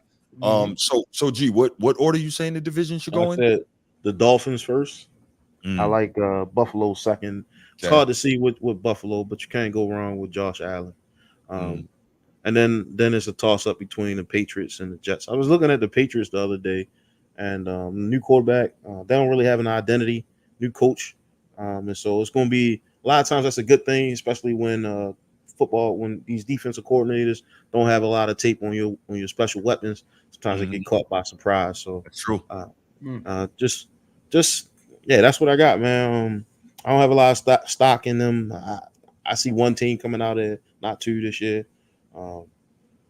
And if it is, it's probably going to either be Buffalo or Miami. Definitely going to be Miami. Miami's definitely going to be there. Nah, I got a problem with Miami, G. You want to go first, Transformer, or as far as order? Yeah. What do you think? And then if you want, we can look at the schedules after that as well. I'm close to what G is saying. I do got Miami finishing first. But my second team would be the Jets. I think if you like with that, like we've seen that defense carry that team, but the quarterback just couldn't get it done. Couldn't get put us in field goal range. You can't get us in the end zone. We just couldn't put enough points on the board. I think what stat came out? I think if there was an average like 13 or 15 points, they would have won like 10 games. All they needed was points. They just needed to score, be able to score on offense. So I think with Aaron, you don't need Aaron to be what he was in Green Bay. You know what I mean? Right. You don't need MVP Aaron. You just need somebody who knows the game, who can make the right decisions. He don't have to be the one that's rolling out all the time, but he can put the money. He can put the ball on point whenever you need that fourth quarter throw. You need that drive or that extension to keep going. I don't think they've had that in since what's butt fumble's name? Sanchez? Yeah. So I don't think you've had a decent quarterback since then. You know what I mean? So I think that, with that defense, competent quarterback, and you got the weapons at receiver, you got the weapons at running back with Breece Hall, you definitely can make some noise. And like I said, we'll look into the schedule then, but I got Buffalo third. I think they, I think they regressed a little bit as far as the roster. I do like their pickup from my boy from Florida State, the receiver. They did get Curtis Samuel. So I mean, those are new guys that you got to build chemistry with. Those are great pickups. Those are great pickups, but you got to build that chemistry with when you already just you lost your one and two receivers. So you got to restart that over. And I think we're going to see a lot of that at the beginning of the season where they're just trying to figure out the plays and trying to figure out what we want to do. And I think that could be costly when it becomes to those division standings. And Patriots, you got nobody over there, man. I mean, you don't know who your quarterback is. You drafted Drake May.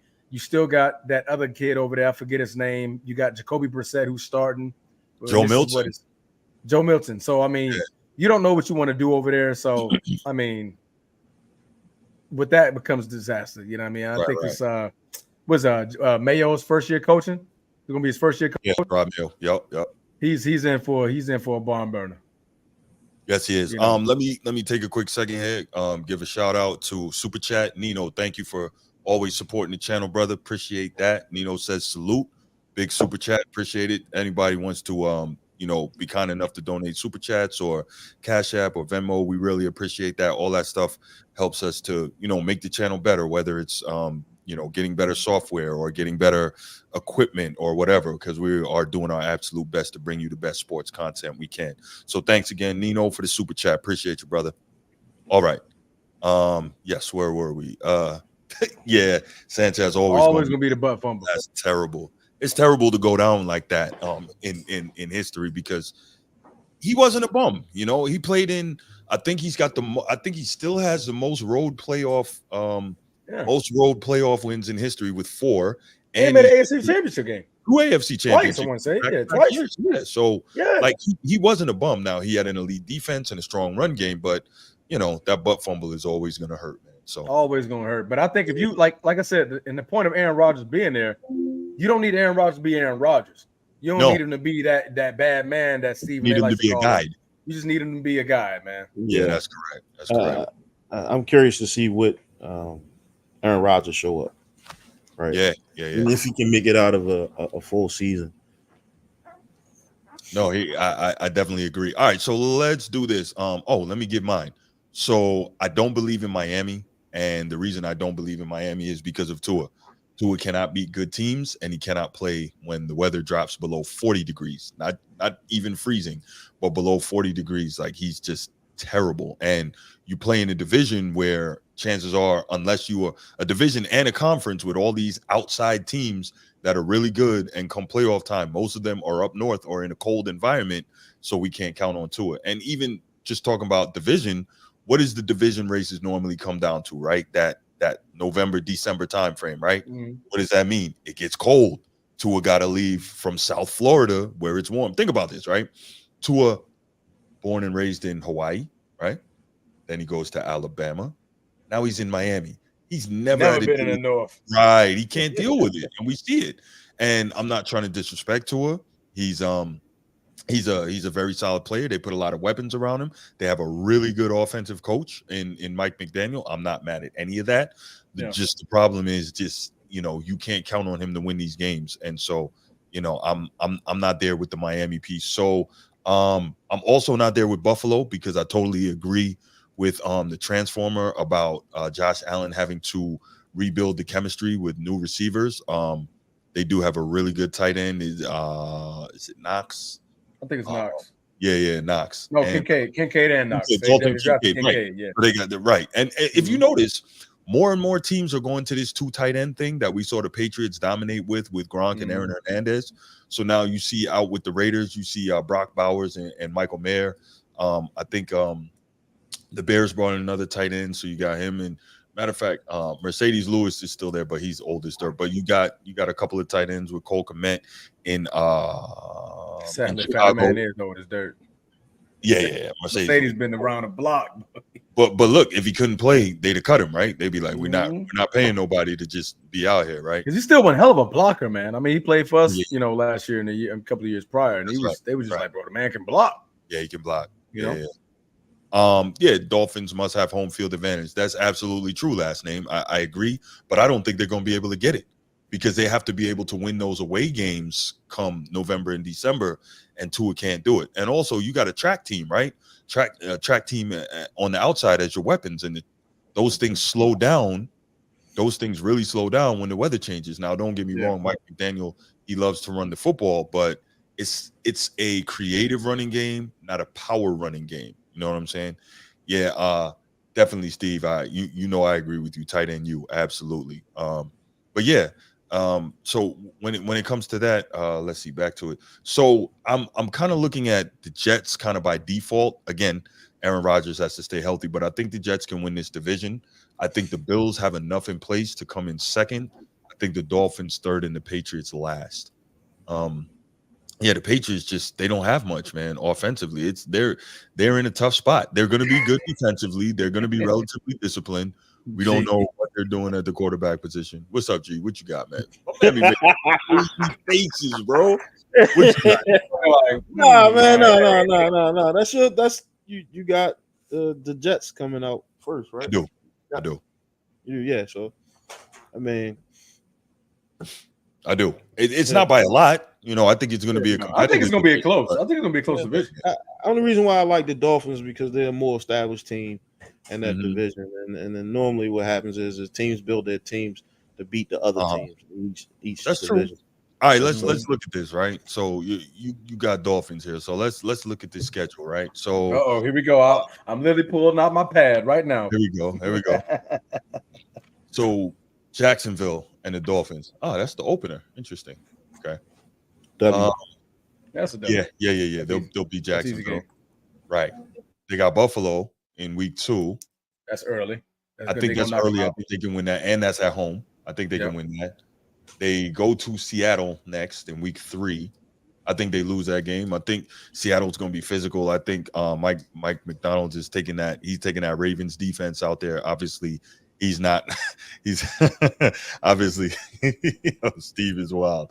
So obviously, he can't take the Ravens defensive personnel with him, but he can take the scheme. And there's a reason he's got that job. So yeah, I think you got Seattle losing. I got him losing. You got him losing Seattle. Okay. Yeah. Tennessee, I think they can beat Tennessee because we're still not sure about Will Levis, and Tennessee doesn't really have any weapons, even though they picked up Calvin Ridley in the offseason. So I think giving an elite wide receiver to a young quarterback is a very nice gift. New England, I think they'll beat New England. That's still early in the season, so I think they can. It won't be cold yet. And again, we have no idea what New England can do offensively. I don't think it's much. At Indianapolis, if Jonathan Taylor's healthy and Anthony Richardson is healthy, Indianapolis is going to punish them boys. Coming off a bye? Yeah. I think so. Okay. Yeah, I think so. Arizona. I think we can beat Arizona. Yeah. At Buffalo, that's November 3rd now. Temperature dropping up north now. So Tua going to be in trouble if he, you know what I'm saying? And it's early in the day. Yeah. So, I think we counting? You're not counting? I'm just running down the list. No, I'm saying, like, what are we saying? That's a dub. No. That's an L at Buffalo. Okay, that's an L. Yeah. So they go out and they play the Rams next at Los Angeles. That's a game that'll be a track meet. I think they can win that game though.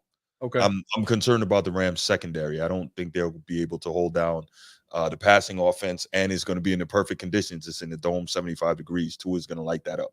Okay. Las Vegas, they will beat the Raiders. I think they beat the Raiders. Yeah, the Raiders just don't have enough. New England, so that's they beat them again. Yeah. I just don't like New England don't have enough.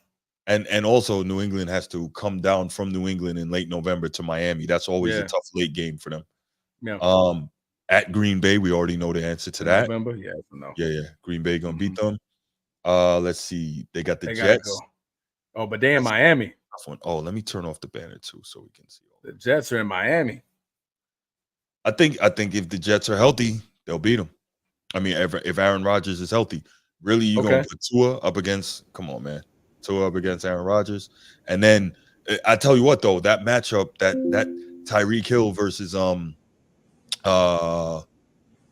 Sauce Gardner, because I heard that Sauce may be traveling more this year in terms of not just playing one side, but following the best receiver. So if he does that, we'll have a great matchup with him and Tyreek Hill. So it should be good. But yeah, I'm going to go with. So you got New York winning in Miami. Yeah, I do. Okay. I do. Houston, I got Houston winning. Okay. Yeah. Houston, really good defense and an outstanding young quarterback. They can run the football. We saw them win the division and win a playoff game last year. Really good team. And they didn't really lose anything, but they gained. San Francisco, they are going to get beat by San Francisco. Very, very physical team. At Cleveland on December 29th, they're going to lose that game. Yeah. And Cleveland got an elite defense and pass rush. So, and if Chubb is healthy, they're gonna punish him and slow the game down and take possessions away from Miami. So that, and at New York, they're gonna lose that one too. So you see what I'm saying? Like, Miami can't win this division. They can't. You saying they're gonna go 8-9? Yeah, that's what he got. Based off his prediction. Wrong, but that's what I got. Nah. I had 10-7, but yeah, I don't think they. I'm saying that's what I got. I mean, they ain't a big stretch. 8-9. Yeah. I'm not Bruce Stradamus, but that's what I see.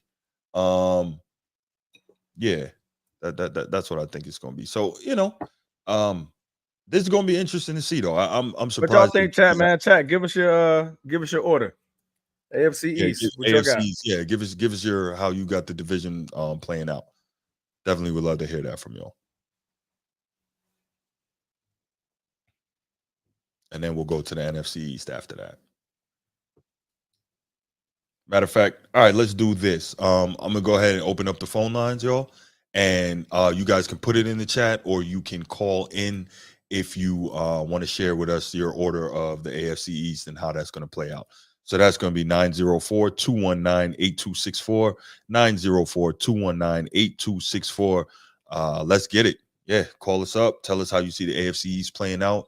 If you want to mention any key storylines you think that are going to play a role in that, do that.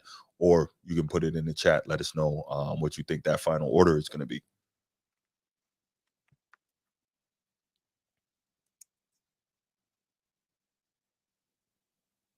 Oh boy, we is on football talk, and it Yeah. me. Okay, Steve has Jets, Bills, Tuas, and Pats. The Tuas, not even the Dolphins, boy. Like that's crazy. I think that's what I had as well. That's about right. I like that, Steve. We think alike. That's good on some things, but no, I like that. That's pretty good. That must be that Clover love that y'all got going on over there. What's that? That Shamrock? You said Shamrock? What's that? That Shamrock love y'all got going on. That's the chemistry y'all building up right now. I'm sorry. Is that 11 national championships and 7 Heisman trophies and 7 NFL? Like the 50s. And don't worry about all that, man. They count, brother. Because I'm like, the last time y'all was in a national championship game, I believe Alabama beat y'all how much to what? 42-14. And you had what's that boy from Hawaii name? Manti Te'o. Oh, that boy did what now? I'm sorry, I don't want you to relive the past, bro. I apologize. Yeah, that game was violent. I was in Korea when that game came on, man. And it was rough. One of my soldiers, he was from Alabama, kept running in the room. He's like, "So I hope so. Ooh, they smoking your boys. They sweat." I was like, "Damn." Yeah. But that thing ruined Monte Teo's career. It did. Because after that, it was over for him. He had the number 1 defense in the country that year too. And just got handled, ramrodded. Anyway, okay. So where were we? Last name. I'm sorry. We got Buffalo. Last name has Buffalo first. New York, Dolphins, and Patriots. Looks like people are not high on the Dolphins here. G, what's going on, man? I think when you got those type of weapons, man, I mean, yeah. Granted, I think he can win the games in the cold be like the playoff games more for me. Like when he's in the playoffs and Tua's got to play in the cold, like he's not going to win. But I mean, he's not going to lose. He doesn't lose like all of them. Like it's not cold in every single situation that he's going to be in. Yeah, but it's not just that though. He doesn't play well against the better teams either, though. That's the other problem. You know what I'm saying? Like that's a fact of life when it comes to Tua. Is he very good when you put everything around him? Absolutely. But all right. Bills. Nino has Bills, Dolphins, Jets, and Pats last place. Okay, that's interesting. He has the Dolphins second. He has the Bills winning the division again. I think the Bills are going to lean on the running game even more so this year than they have in the past. Obviously, because of the changes in the weapons on the outside. So, because I think you're Dalvin, little brother. Yep, James Cook. I was about to bring him up. Absolutely, and I think Josh Allen is probably going to end up running a lot more too. But we'll see, man. He can definitely gun for MVP. This will be the season to do it. Yeah. If he has that type of year, this would be the one.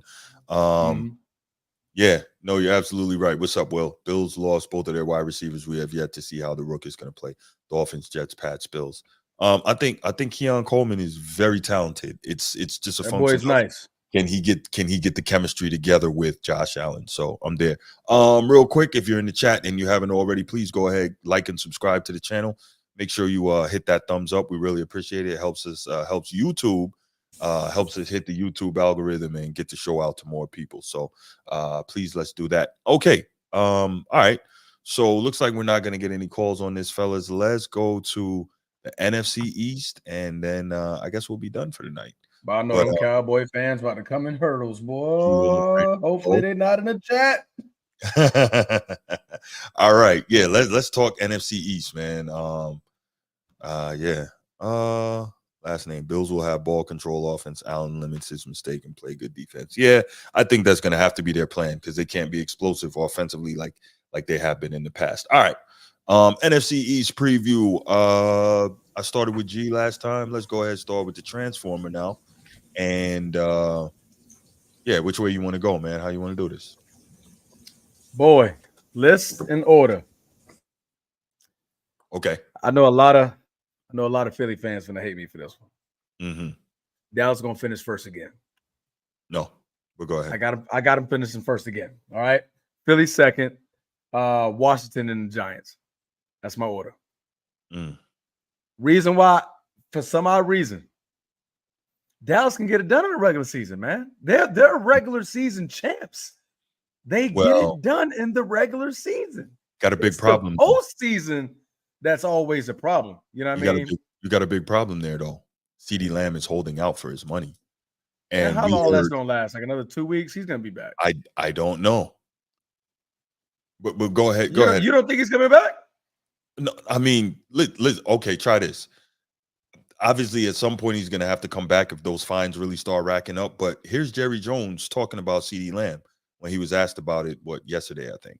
Are you saying there's a sense of urgency as you begin the preseason to get CeeDee done? No. No? Why you say that? I'm just,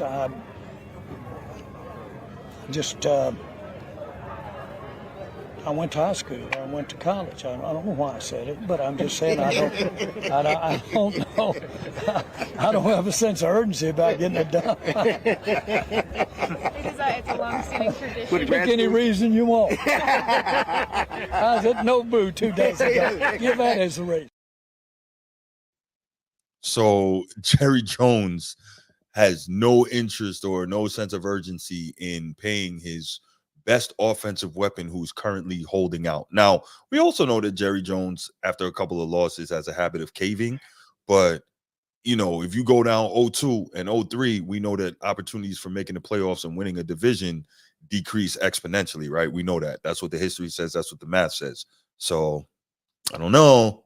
Are they going to pay this dude?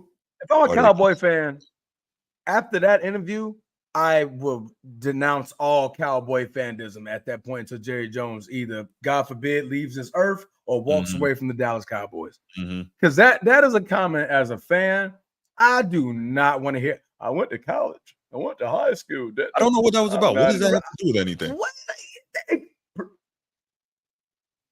I'm a Green Bay fan, not a Cowboy fan, so I almost spaz out for them. But that's what's the frustrating part. What does that even mean? Right. You know what I mean? This man is one of the top 3 receivers right now in the league based off his production and what he did. And you're talking about, and this man is literally holding out in camp, and you literally got the Cowboy Nation worried, like, okay, when are we going to pay him?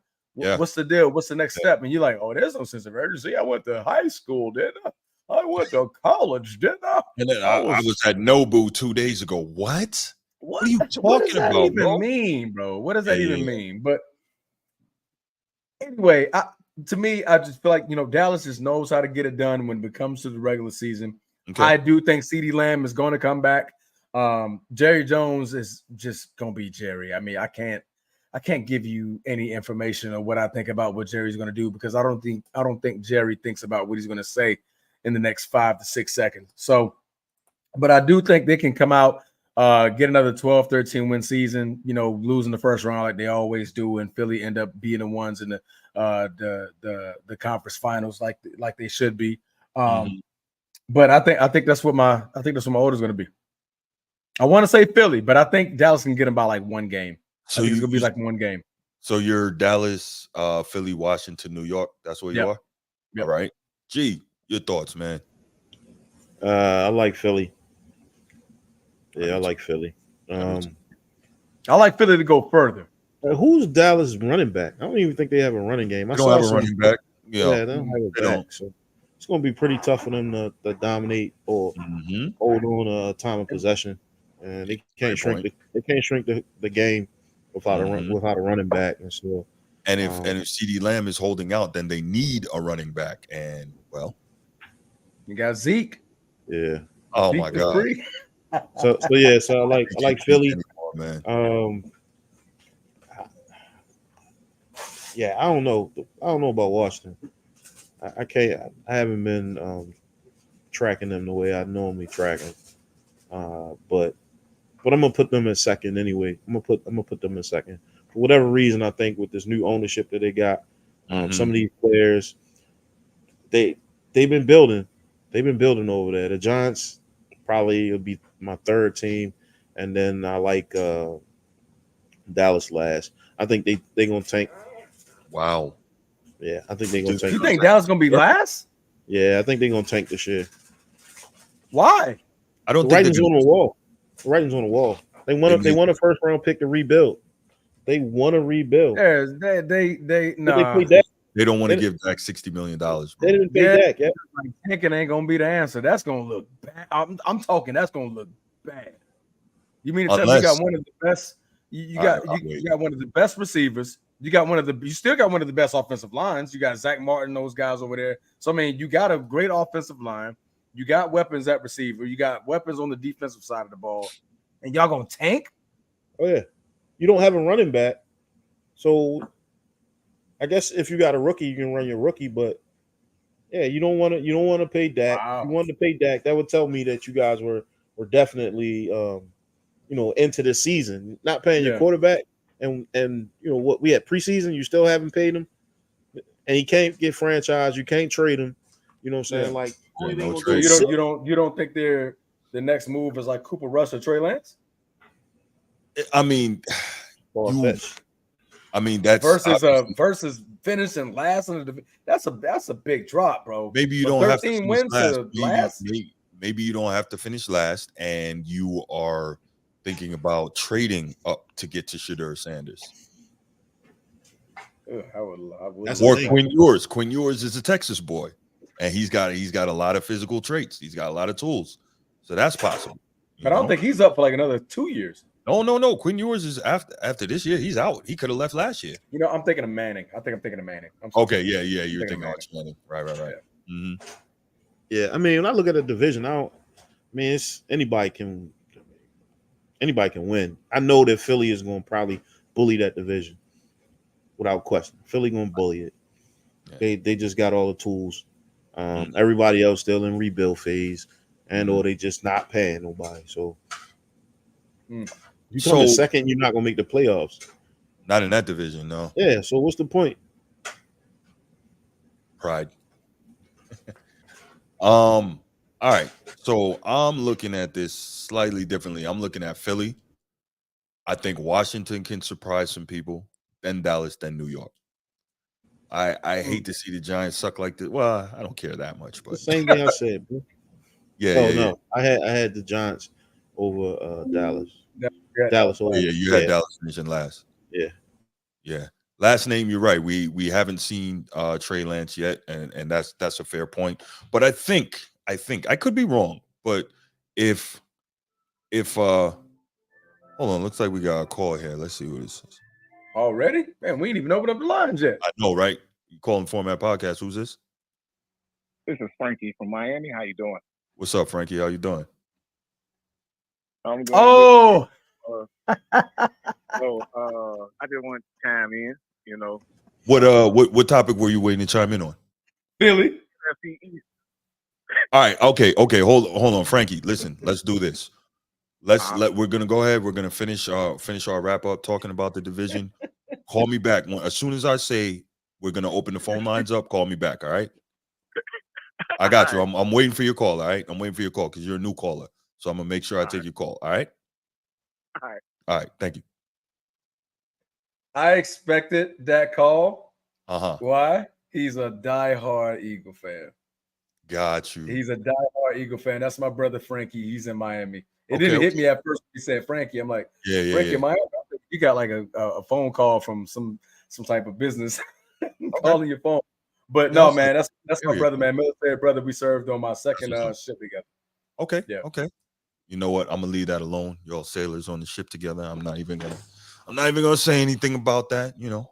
But when you in a foxhole together with your friends? I mean, what's the deal? Hey, man. I'm in a foxhole. You don't think that sounds a little bit stranger than ship? Oh, pause. I mean, I was in the foxhole with my brothers. You know what? I'm just saying we don't have our name on the back of our pants. I'm just say that. Anyway, moving right along.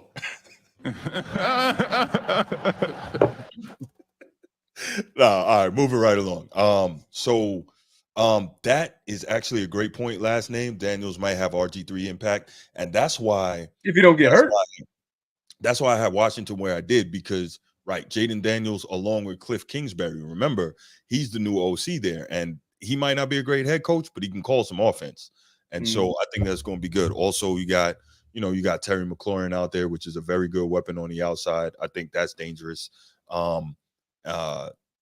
I think overall it's going to be here we go. What happens on the ocean stays on the ocean. Yeah, clearly that's not us.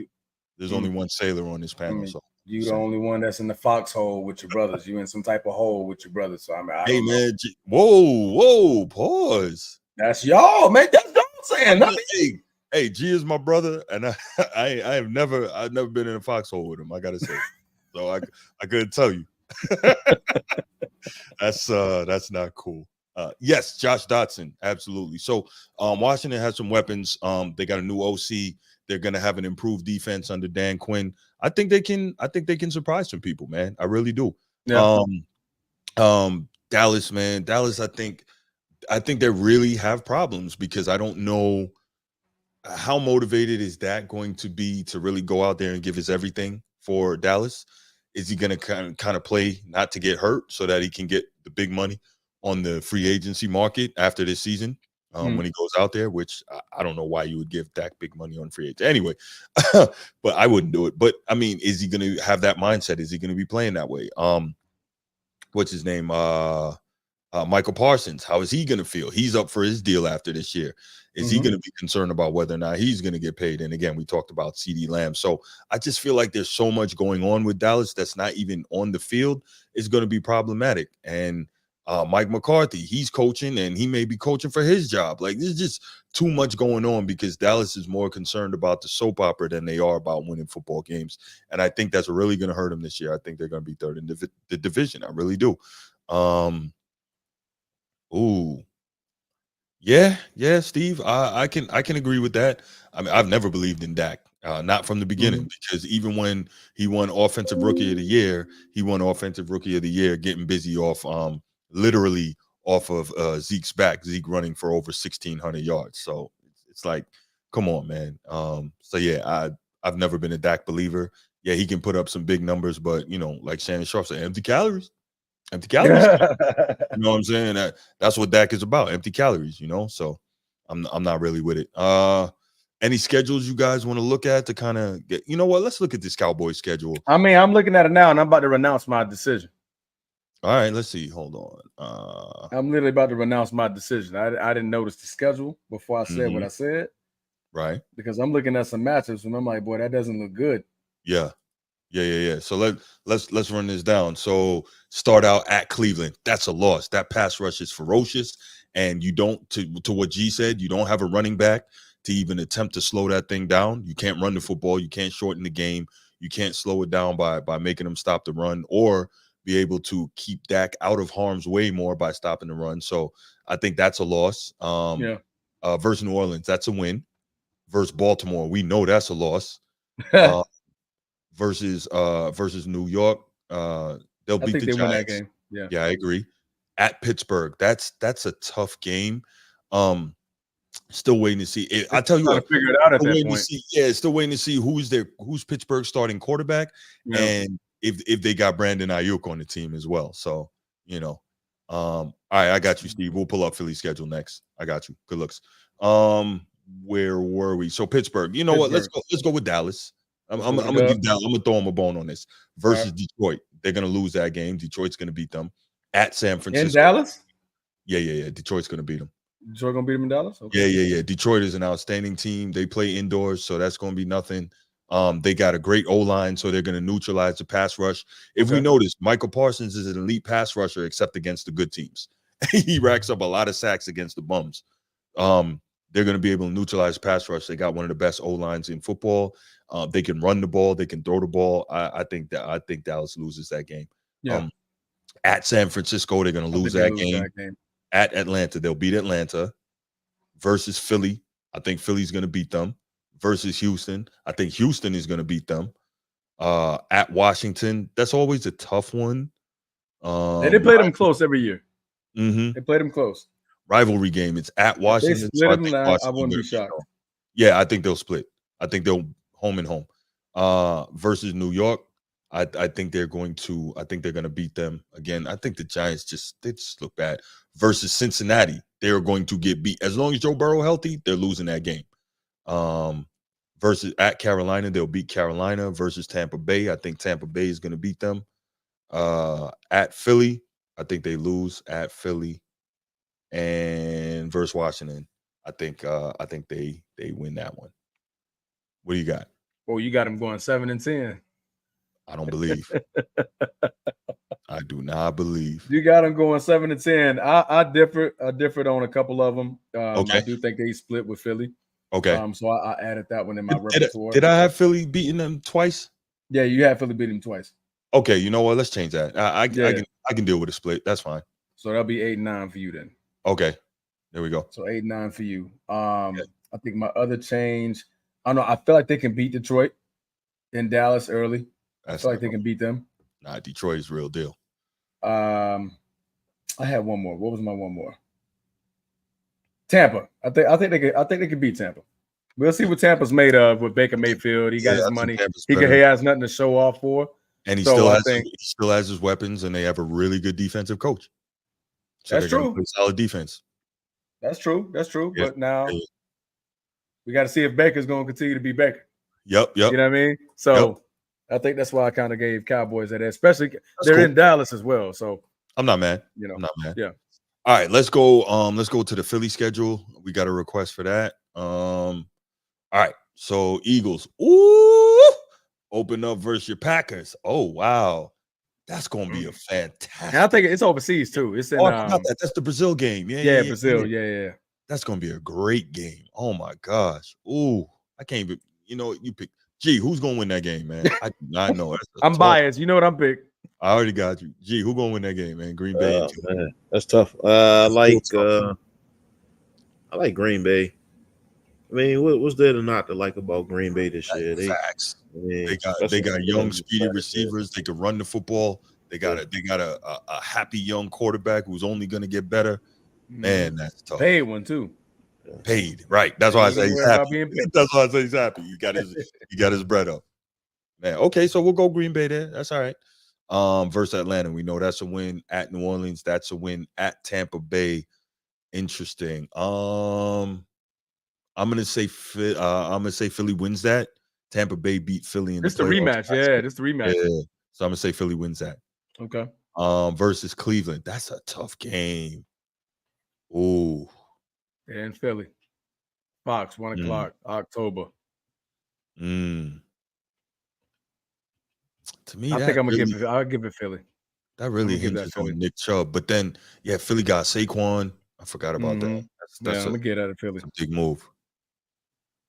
That's a big move. Yeah, Steve, that's funny. I didn't even pick up on that when you put your scores up there. All right. Where are we? So you got Philly over Cleveland? Yeah, I got Philly over Cleveland. Yeah. Okay. So we 4-1 now. All right. At New York, they're gonna beat the Giants. The Giants are gonna suck this year. At Cincinnati. Ooh. That's a good one. I'm going Cincinnati here. Okay. Yeah, I'm going Cincinnati. Versus Jacksonville. They're gonna beat them. Jags. At Dallas. So we gotta split it. So they at Dallas on this one. Yeah. So I think I give this one to Dallas here. I think they split home and home. I think that's what I had said. All right. At Dallas, Washington, they're going to be Washington versus at Rams. That's interesting. I think they're going to beat the Rams. I think the Rams take a step back this year. They're going to be solid, but I think they're going to have real difficulty stopping the run without Aaron Donald.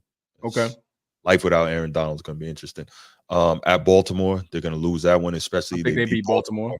So I'm going to check that. I think they're going to lose, especially how they beat Baltimore last night. So Baltimore's going to be like, oh, that was preseason. This is new ball.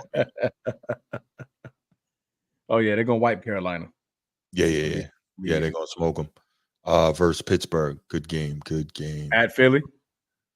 No. Yes, at Philly. Oh, at this point, we'll know who the quarterback is for Philly. Yeah. I mean, Pittsburgh. Right. So we go Philly right now. Okay.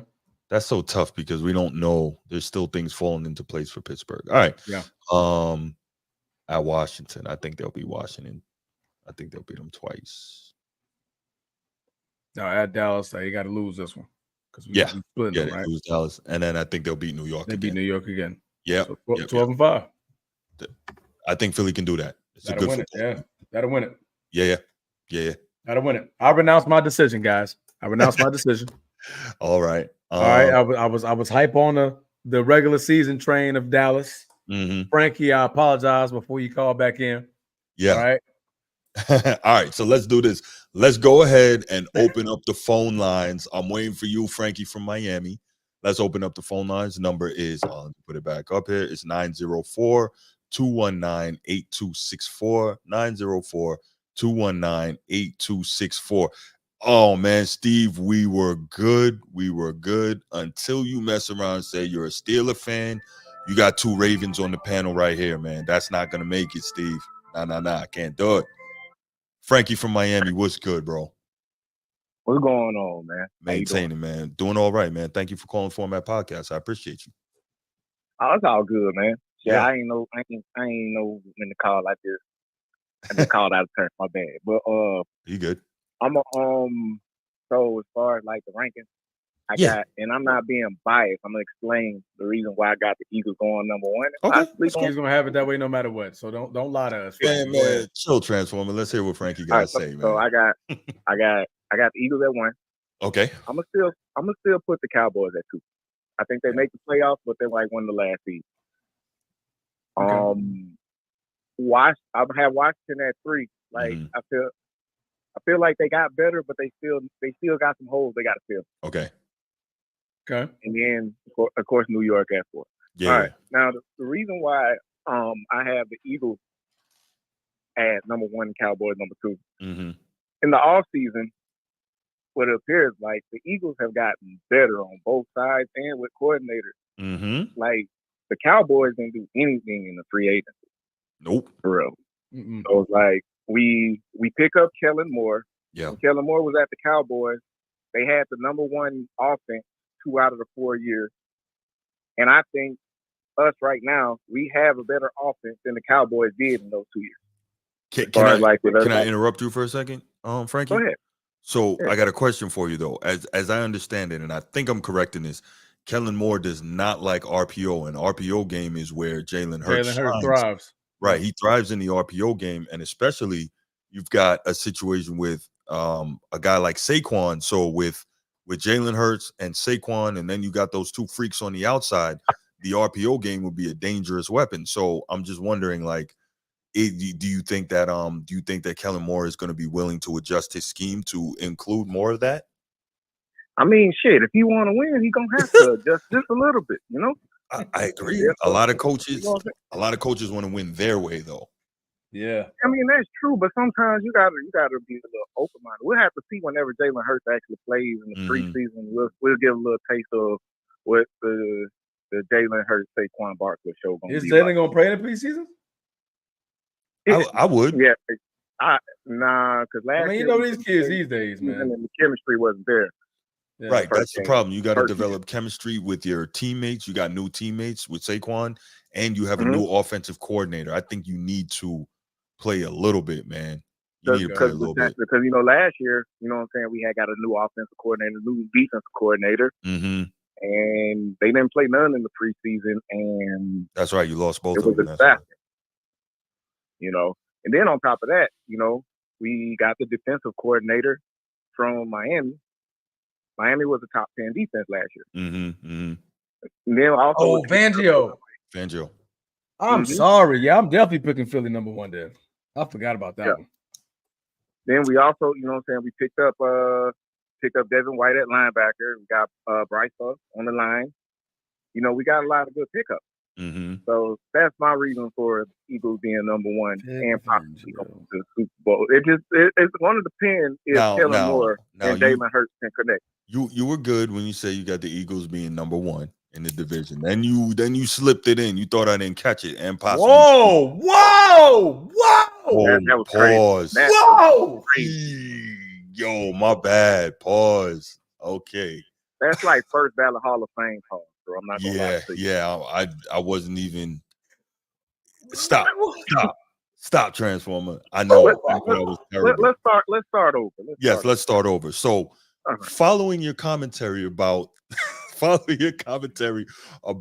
Eagles winning the division, you followed that up with a statement that they would possibly go to the Super Bowl, which I disagreed.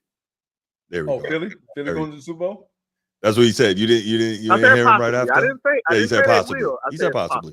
And I think that's tough because the NFC, man, San Francisco and Detroit, and Green Bay, man, NFC. It's the NFC road is easier than the AFC, but it's still going to be a tough road once you hit those playoffs. I can slightly agree. I will say the NFC is definitely like the road is not easy as it used to be. Even like the teams that were bad, they're getting better. Like Detroit is a Super Bowl contender in my eyes. You know what I'm saying? Yeah, absolutely. Even Green Bay, you know what I'm saying? Well, I don't say Green Bay is a Super Bowl contender yet, but they're definitely playoff bound. Oh yeah, they're very. We definitely playoff bound. They'll be second in their division, I think. Yeah, I agree. And then, like I said, with the Cowboys, they lost Pollard, which I think was a disappointing season last year. Yeah, he got the 1,000, but I thought he was going to be a lot more better than what he was last year. Okay. They bring back Zeke, but Zeke is like fucking 250 pounds. So you don't have a home run hitter no more. No, you do not. And of course, you know what I'm saying, you got the fiasco going with CD Lamb and the owner. Yep. So me personally, if I'm Jerry Jones, I'm paying that boy.